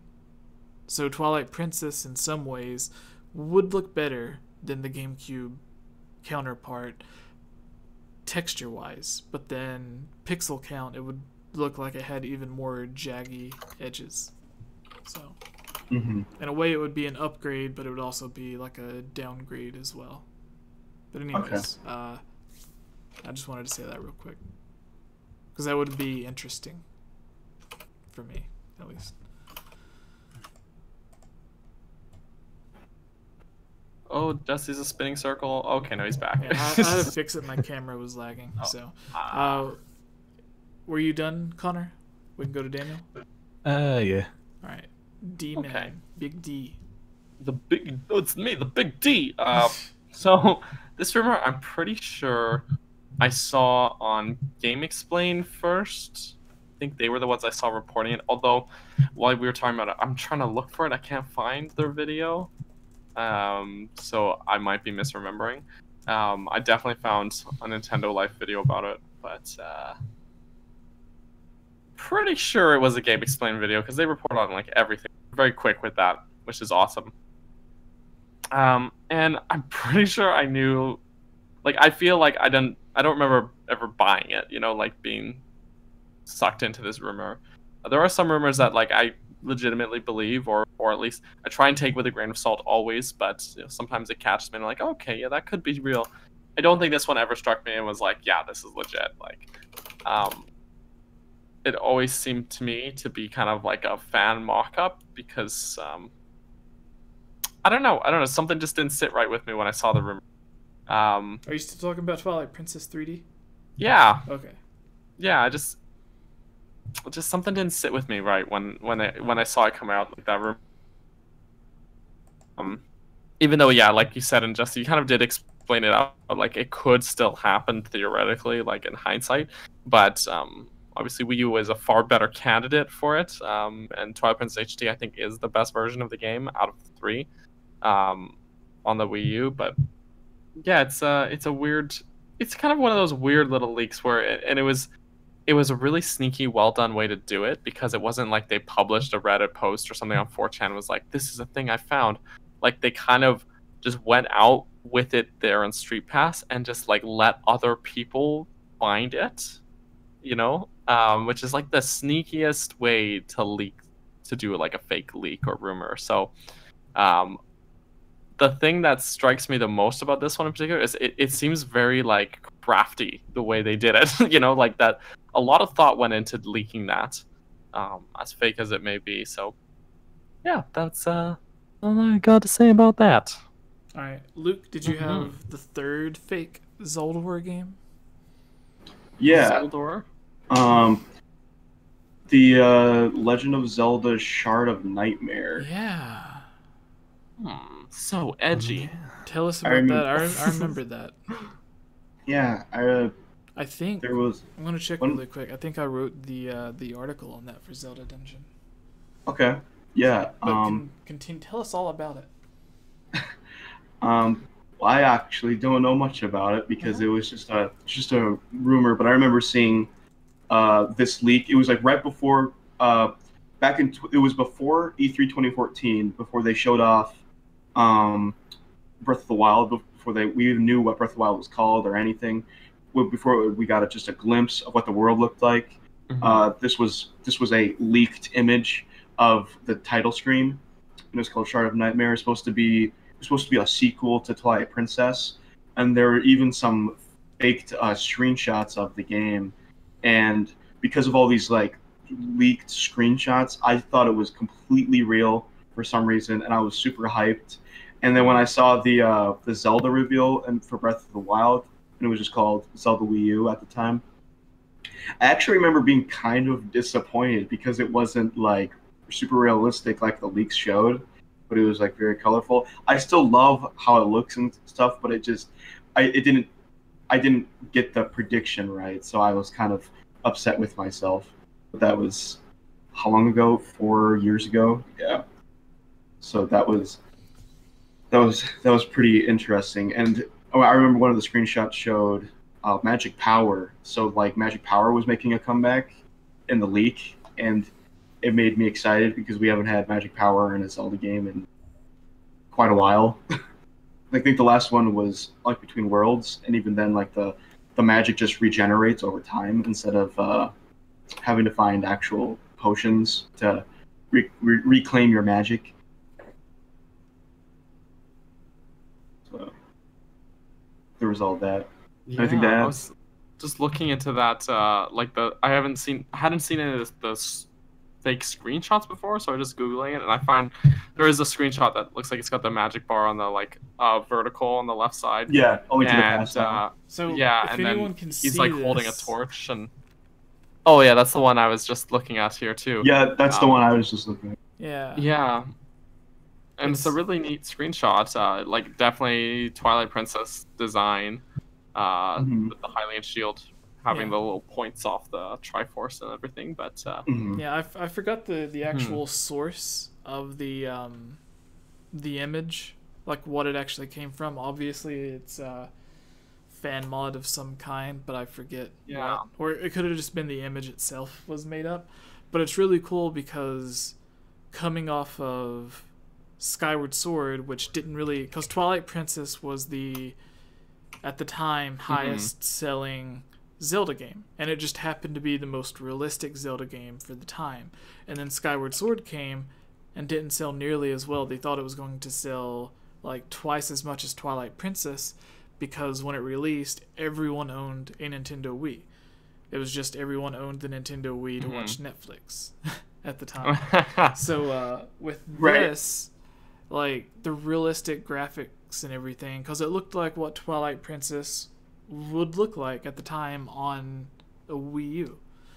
So that's why everyone assumed it was real. And I had like the return of the magic meter, which was supposed to be in Twilight Princess but wasn't there. It had like yeah, like it just looks really cool. Like it has Link holding the torch and the thing. You can kind of still see it in the background there.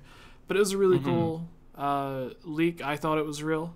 I thought the name was stupid, a bit too edgy for me. Don't like the edge. Yeah. So, because like Shard of Nightmare, it's like, well, Twilight Princess had like the shards of Twilight, so maybe, you know, the Twilight shards, that's not too far off from Shards of Nightmare.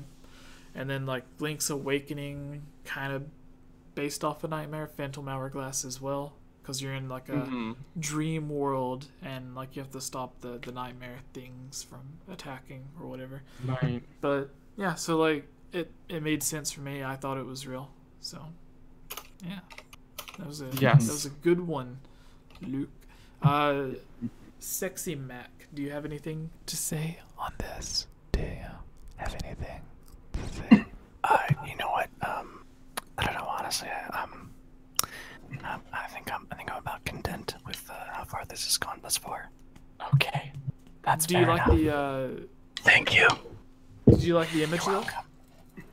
It is pretty cool. Yeah, it's like it looks interesting, but I mean, I don't know. It just I don't know how that game would work out just in general. Yeah, it actually looks really close graphics wise to the Zelda Wii U tech demo.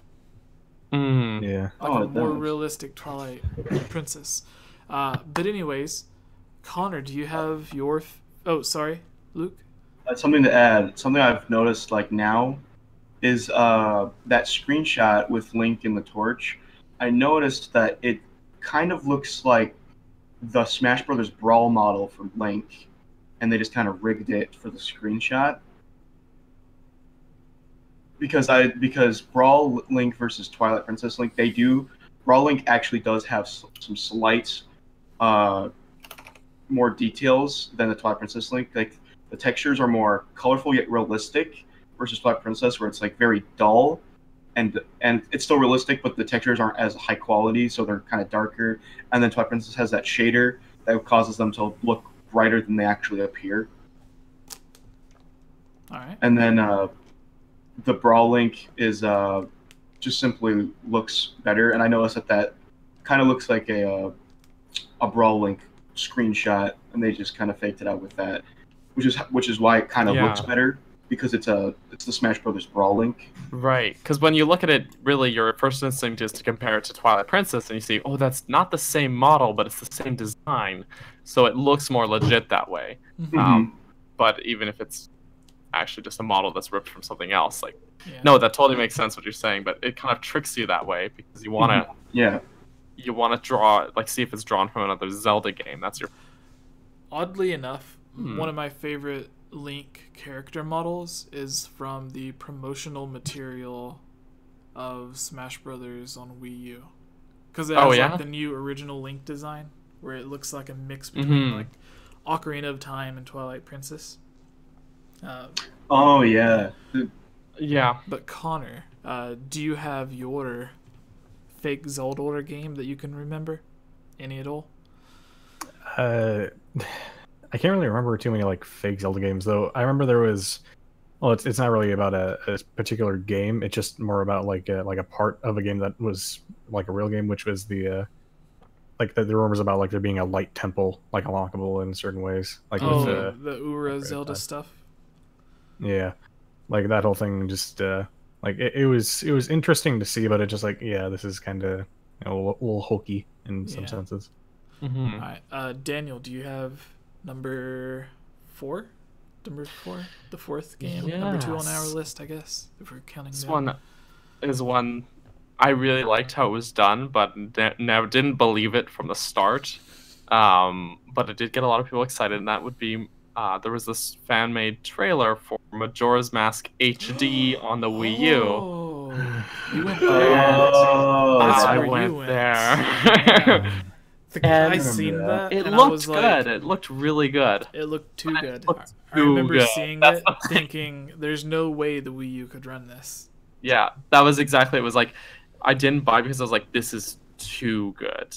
Nintendo did not make this because it just did not look like in the style of like it almost deviated too much from the style of what Nintendo would actually push out for Majora's Mask remake. But that trailer, if you watch it, like it holds up. Like it still looks super good. And if they did make something that looked that good, I would be all over it. It was a very impressive fan-made trailer, like very good. I don't remember if it did come out on April Fool's or not. If it did, that might have also been a big giveaway, but I don't remember if it did. But yeah, that was one of my favorites. Like one of the most well done fake Zelda things, just because like you can tell, even though it was obvious as heck how fake it was, it put a hell of a lot of work into that. Obviously, like to animate all of that and putting the lighting and everything off, like with Tattle, like the light coming off of her and everything. Yeah, it just super high quality. Yeah. Like someone put in a lot of work into there, not just like a fake screenshot, but this whole trailer and just the way the Happy Mask salesman took the pig mask and like put it on and kind of spooked Deku Link, took it off and started laughing. It was a very well done trailer. Yeah, super good. I see Jesse's gone into like hacker mode here. I'm just waiting for him to be like, I'm in. No, I was posting the Gleam thing for people to watch in case new viewers wanted to enter the giveaway. So yeah, I seen this. I thought like there's no way that it can be real. I remember it ending with one of the videos had like something akin to like GoFundMe or something where like fans could go and support the project. And Nintendo would never do that. Yeah, and there was a thing to where like there was a thing with the video where they like showed the making of it, where like the fans made the trailer and it was supposed to be a game, but the way it looked, it's like there's no way that would be the actual game. Like that could be a cutscene. I don't even think that could be like a normal cutscene. It would have to be like pre-rendered. Yeah, it would definitely not be an in-game cutscene. Yeah, so but like they made that and they never did a follow-up with it. Because I was hoping that if it was just like a pre-rendered thing, that they would continue it and just show us Clocktown instead of just like the inside. Because like it's like, okay, well, what does actual Link look like in that graphic? Hi, Luke. Probably look really good. Nathan just donated $5 again. What the hell? Nathan! What the heck? Nathan, thank you. Gotta go see you next time. Gotta go see. So thank you so much, Nathan. We will be publishing this. Give us a question really quick before you go. Oh, he did. He put one in. Okay, we'll answer it the for first time. Then. All right. So yes. Connor, have you seen the Majora's Mask thing? Have you seen? I haven't actually. Like I said, I just stayed from all the rumors and all that. So there's the Wii U trailer, and then there's an actual short film that someone made of like the Skull Kid. Short film's really good. Yeah, like there's no way that could play. No, because like they used real stuff in that one. Like the characters are CG. Yeah, so the characters are CG, but like the environment and everything is actually real. So whenever I was looking at it, I was like, oh, yes, it looks realistic. Like it looks so realistic. I was like, oh, of course it is. But whenever sometimes I'm talking about Majora's Mask in some of my videos, I'll use clips from like the Wii U trailer or the fake fan film or whatever. Anyways, so a bonus one that I want to add really quick is honorable mention. The Fierce Deity origin game, Majora's Mask sequel. There's a lot of people. It was supposed to be for the GameCube, and there was a lot of people that's messaged me in my videos whenever I'm talking about like, oh, they should make a third Hero of Time game or something, like Rezo should make it. There's always one person that's like, they already made a third Hero of Time game, and then they bring up the Majora's Mask fake fan thing as if it was a real game, and I'm like, no, just stop. It's not. Like maybe in some what's it called, the like when people remember things differently from the way they were. Parallel The universe. Mandela effect. Yeah. It's like maybe they're from a different universe It's where a that different game did universe. exist, because people talk about it as if they bought it and played it, and I'm just like, no, that's not a thing. I even had he wasn't really a friend, but he was like a friend of my cousin's, and he tried telling me that he was a huge Zelda fan, whatever, and that he played, there's two things. He played the newest Zelda game on Xbox One, like the one that had just released for Xbox. He played it. And two, he owned all 3 of the Zelda games for Nintendo 64.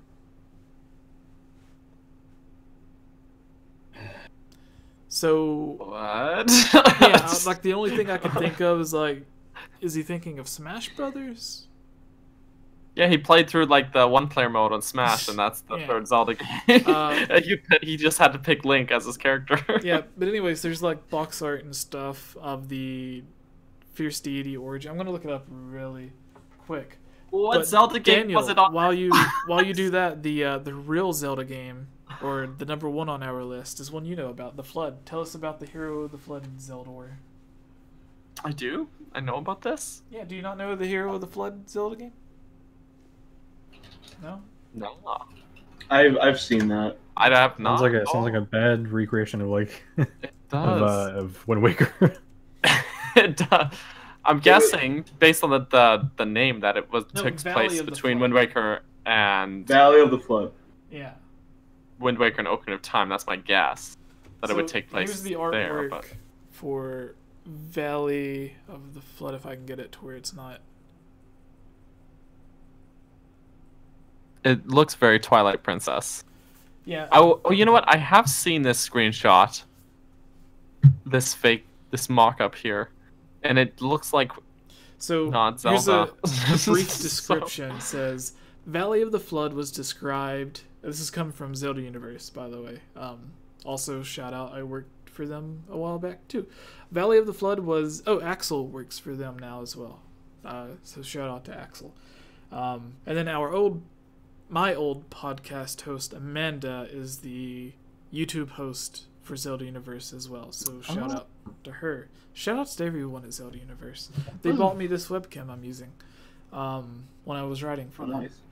Valley of the Flood was described as a prequel to Wind Waker, revealing the details of what happened when, as stated in Wind Waker's introductory sequence, the hero did not appear, taking place in an apocalyptic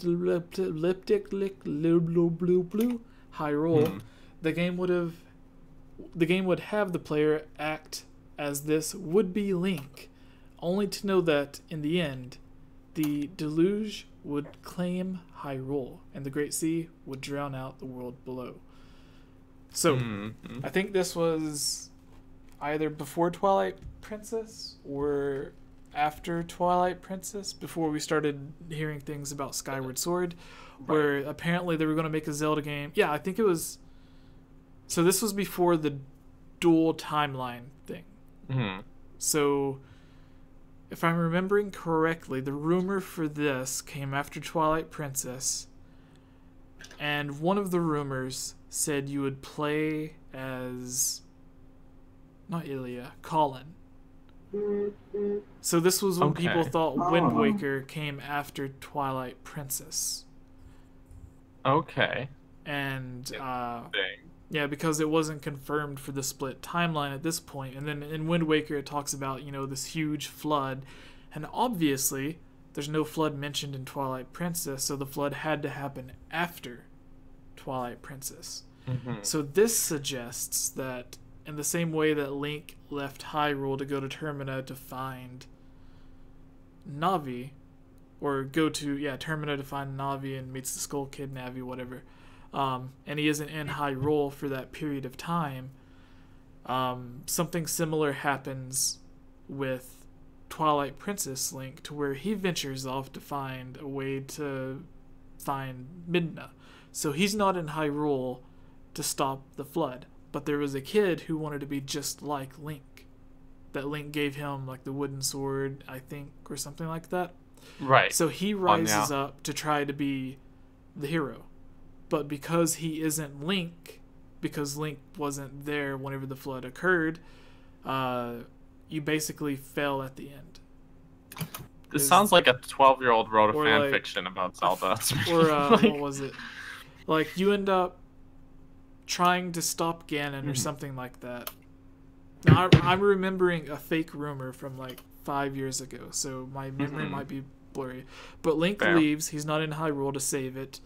Colin grows up to be like the new adult hero, whatever. So it's like 10, 15 years later. However, I don't know how old he is. But anyways, so Link isn't there to help save everyone, but Colin, what's the word I'm looking for? He not influenced. emerges. So like when someone, that's it. Inspired. I was thinking influence for some reason. So inspired by Link having saved Hyrule, he tries to do it because he remembers Link was just this normal farmhand, and he ends up saving Hyrule. Colin grows up doing the same thing. Maybe he can too. So he doesn't end up defeating Ganon, but he ends up collecting the Triforce pieces, which is then wished to stop him, as Wind Waker says, and then the flood occurs. So but if you... he ends up... Yeah, it's weird, because like, don't they, in Wind Waker, they wish on the Triforce, the flood comes to get rid of Ganon, or whatever. So yeah, it's basically, in the game, in the fake game that doesn't exist, Colin was supposed to collect the Triforce pieces like Link does in the Wind Waker, but when he collects them and they wish on it, the flood happens, and that's why it's called Valley of the Flood. So very, very odd. Like, when you say pieces of the Triforce, do you mean like just the 3 entire segments, or actual pieces of the Triforce of Courage? You would have to ask whoever invented the rumor. Okay, it would make more sense if it was the whole thing. If you had the full Triforce, you would not need to ask the gods to flood Hyrule to stop Ganon. Okay, so this... You just wish away Ganon. Yeah, you would have the This was power. the Fierce Deity thing. That. So just... on the Zelda wiki, there's an entire thing for it.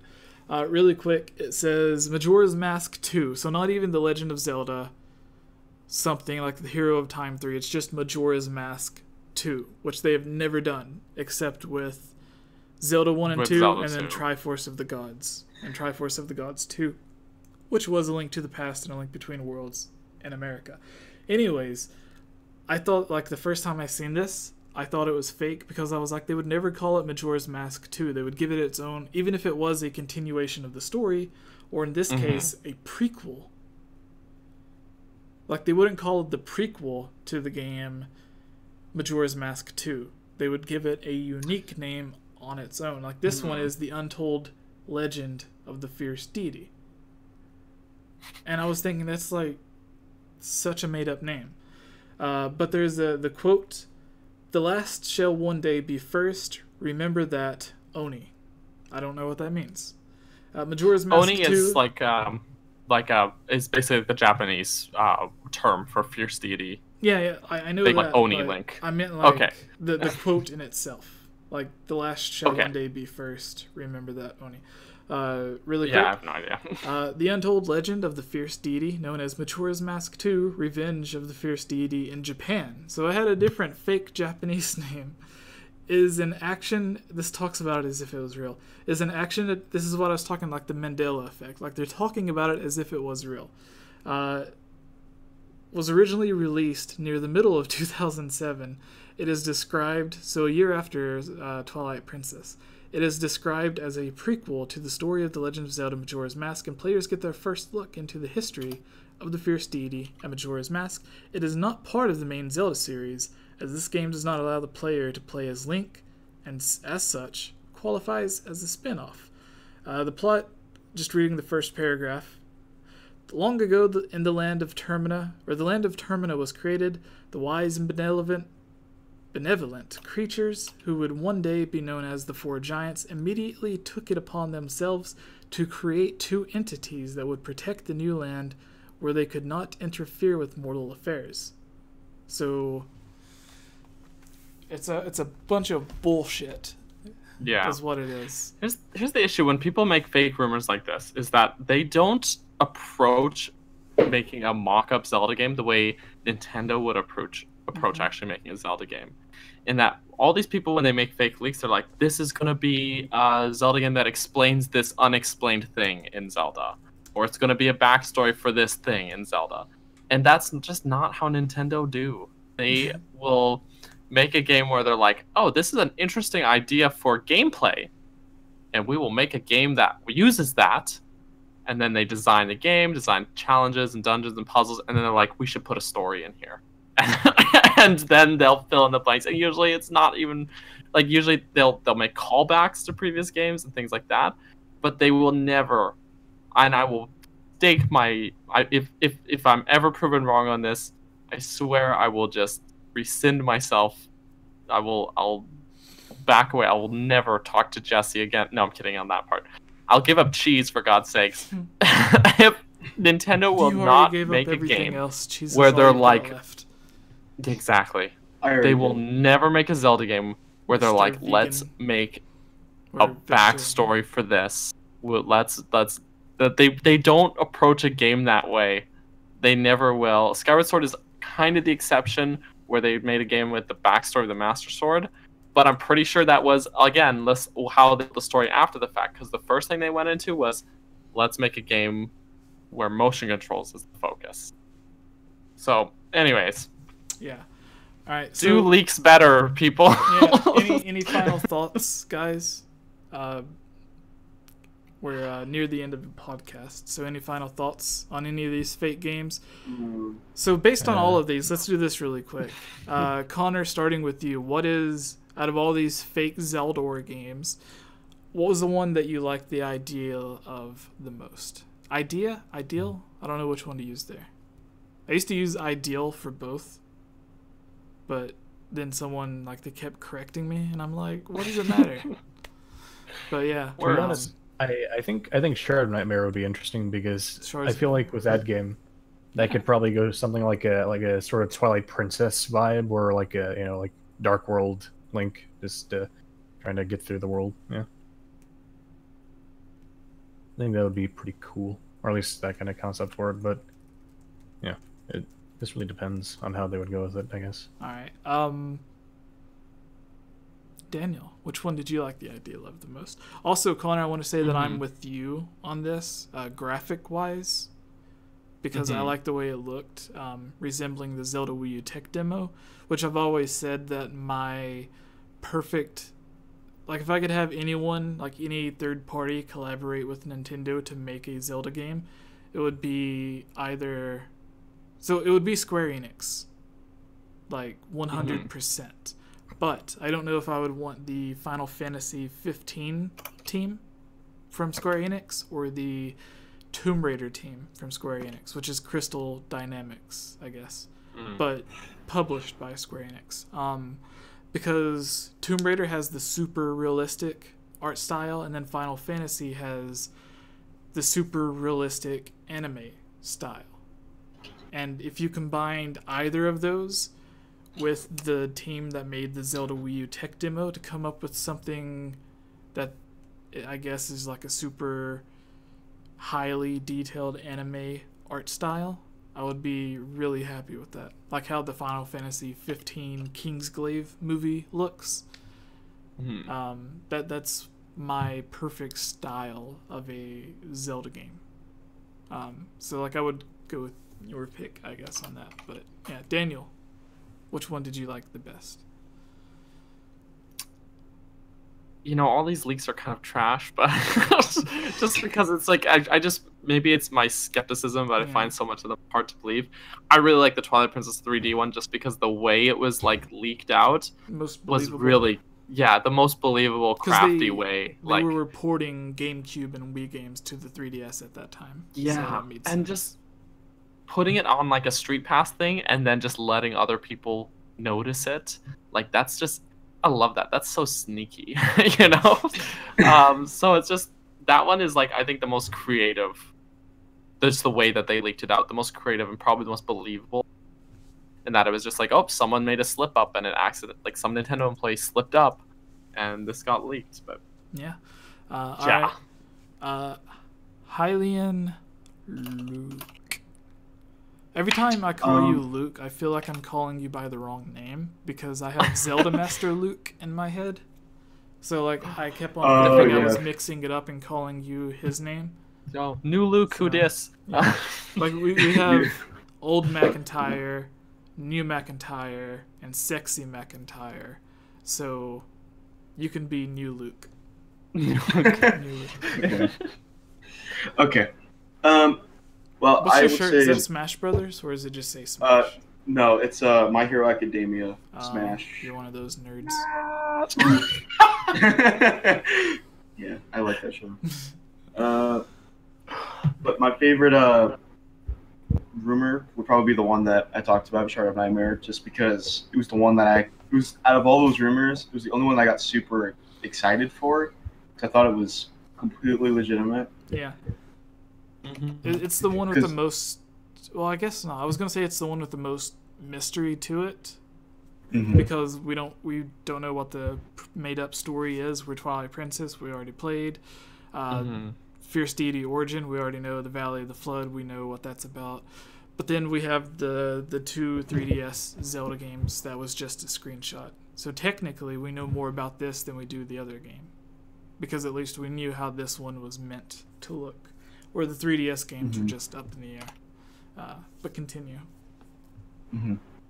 Yeah, and just the all the screenshots and these leaked, I think, like a week or so before E3. So it was I remember it being super close to E3. So that's why I thought it was real, because leaks tend to happen right before E3 because people like to spoil stuff, especially Nintendo. So it's just seeing those off-screen phone screenshots. I thought they were completely real, but again, like, they're not. So that's mine right there. All right. Well, moving on to the last topic, and then since we've been going on for so long for the mailbag, we'll each just answer one question. So, you guys ready? Yes, sir. All right. And again, sorry for taking so long, you guys. We had a late start because the guest dropped out, and then we were having issues, but everything was going good. Technical difficulties. Yeah. So, everybody ready? Yes, sir.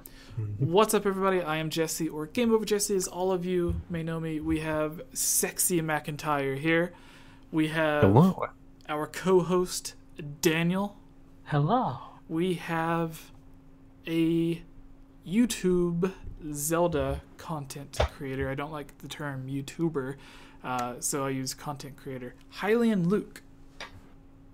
Hello. Yeah. We have a competition, giveaway, whatever you want to call it, going on with our friends at the YouTube channel Nintendo Prime, where in just a few clicks down below, go to the Gleam URL in the comments below, click it.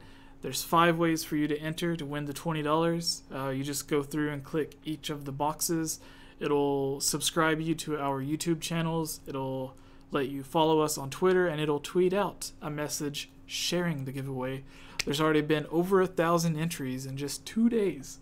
So because it's doing so well, we are going to continue the giveaway. So if you enter this one and you don't win, which again, you have 5 ways to enter if you have YouTube and Twitter. So 5 different ways to enter. We're going to be doing other giveaways. As soon as this one ends, we're going to be doing one with Zelda Master.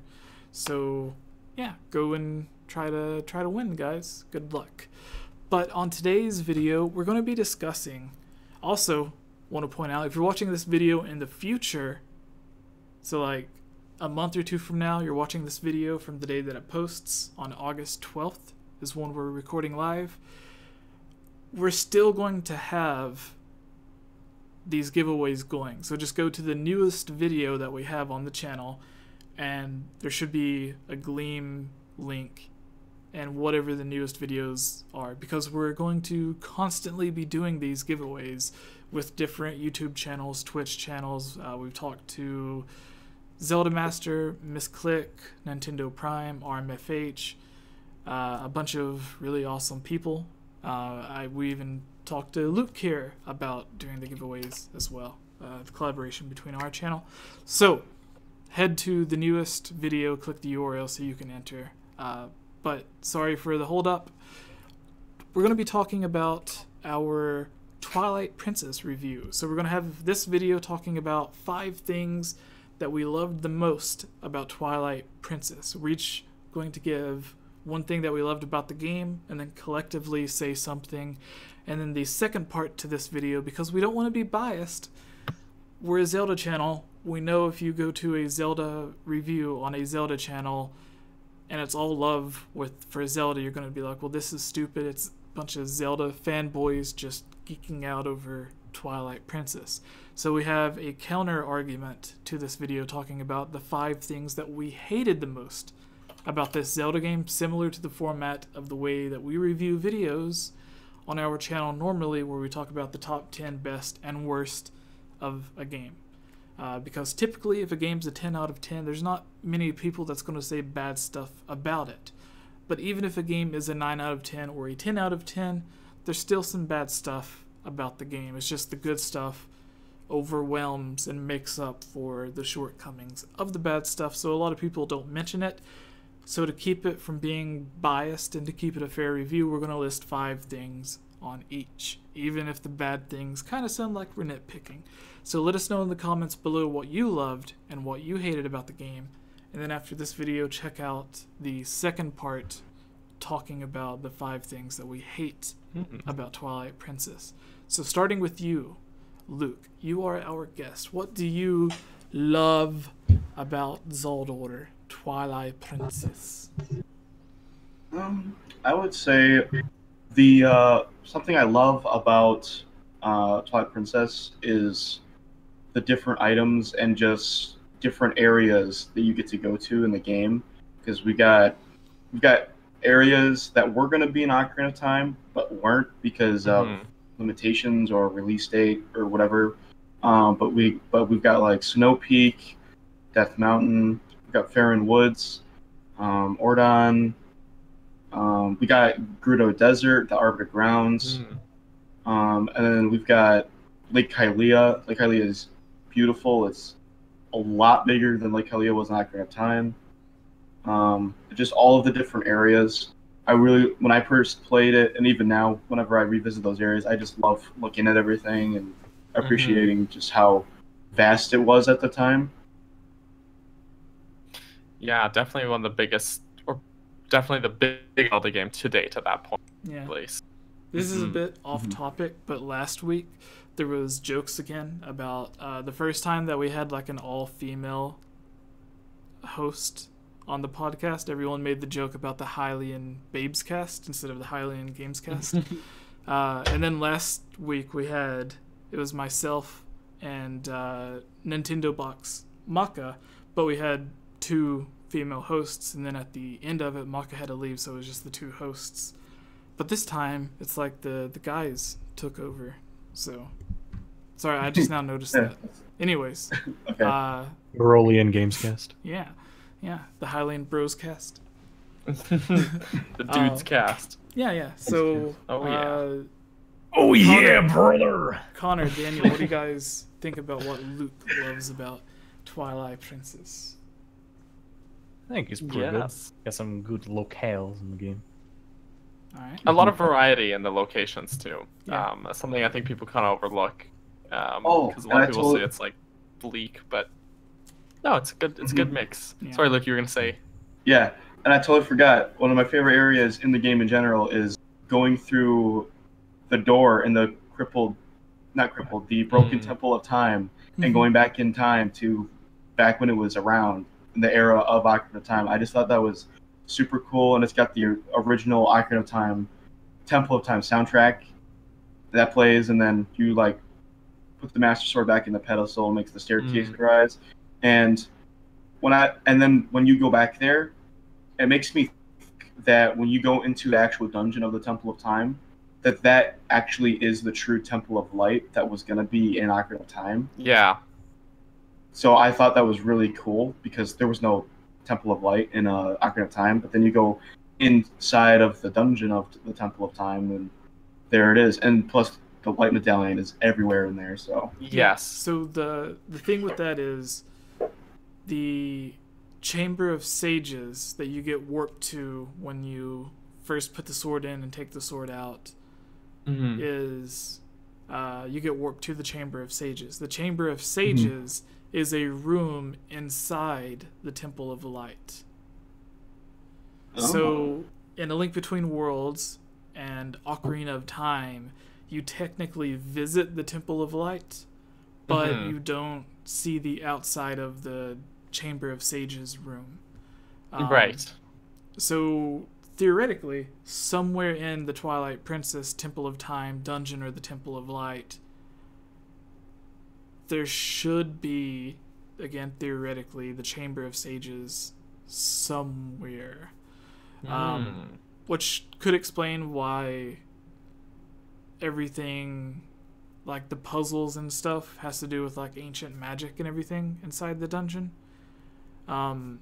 Personally, I was hoping the Temple of Time would have had more time-based puzzles, kind of like what we've seen in Skyward Sword. Like the Linearu mining facility had a lot of time-based dungeons, so like the Temple of Time, I expected it to be time-based puzzles, but it wasn't.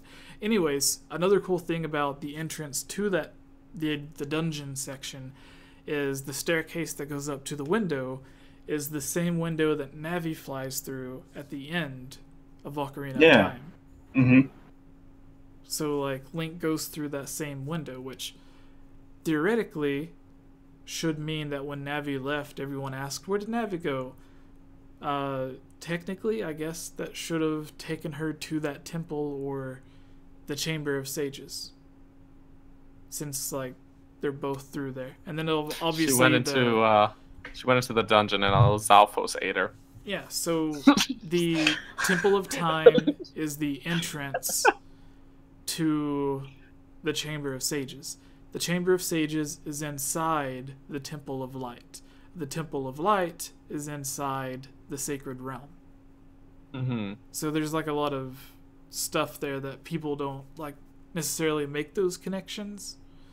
So that's cool to think about. Anyways, Connor, what is the thing that you love about the vampire movie?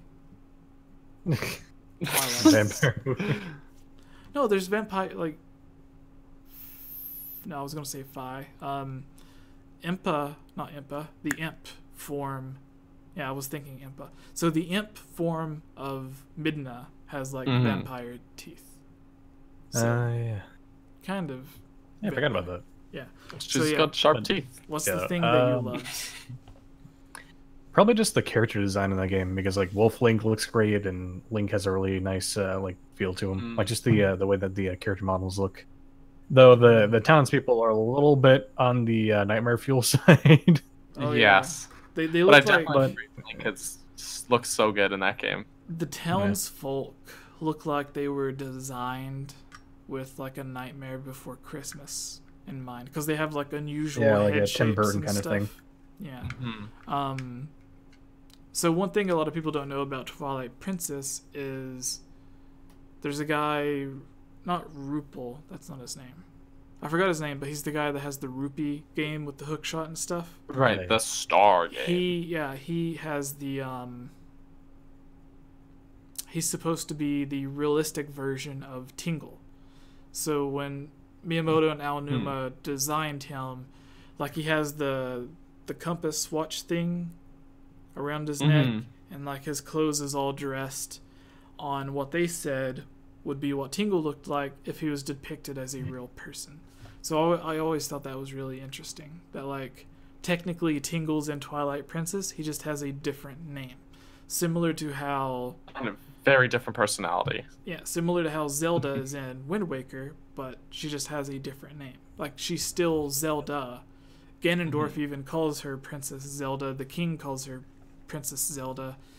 But legally, I guess, her name is Tetra. So in this game, it's kind of the same thing to where he is Twilight Princess's version of Tingle. It's just he looks realistic instead of, yeah. And then he has a job instead of just being a map drawer person. Anyways, yeah, character designs are really cool in Twilight Princess. Yes. I'd like to see a Twilight Princess version of Groose. Yeah. He's on the loose. Yeah. So, He's on the list. I agree though. Like it's my favorite design for Link. Zelda across all Zelda. Just the tunic is very detailed. yeah. A lot of people don't like it when I say this, but I didn't like the baggy pants in Skyward Sword. so they made a big deal about you can see the stitching, and because you said like it's the most realistic, but like in like just the detailed design. one of the press releases for Twilight Princess, it was like called The Legend of Zelda tentative title at the time, Right. because they didn't have And they had a like name the for old it. Ocarina Yeah. of Time logo basically. But he had they made a big deal about how you could see like the individual stitching on his chainmail and everything. So I thought that was really cool. Yeah. I mean, you can kind of see it because it was like really low res, the Yeah. GameCube, but for the time it was really good. Connor, what was your favorite character design? Since character design was the thing that you loved the most, what was your favorite character design in the game? Man, I'd say probably Zelda, just because of the way she, No. like just the flowing, like everything. She's my least favorite version of Zeldor. Oh, really? Yeah, maybe it's just her personality or attitude. Like, She if you doesn't just really look at have the, much if you just look at personality in the character game. design, though, like she looks really nice, actually. Mm-hmm. Like just the way that Why don't you just her hair marry pieces her, look then? with. Oh, you know what? I would if I could. Well, you shouldn't just marry someone for how they look, Jesse. Also, Oh. like the designs of her with her sword are actually like really cool. I think Yeah. you Yeah. got some the nice shoulder guards and the really nice design on her like midsection of her dress. Or like it shows like the Triforce and the the symbol.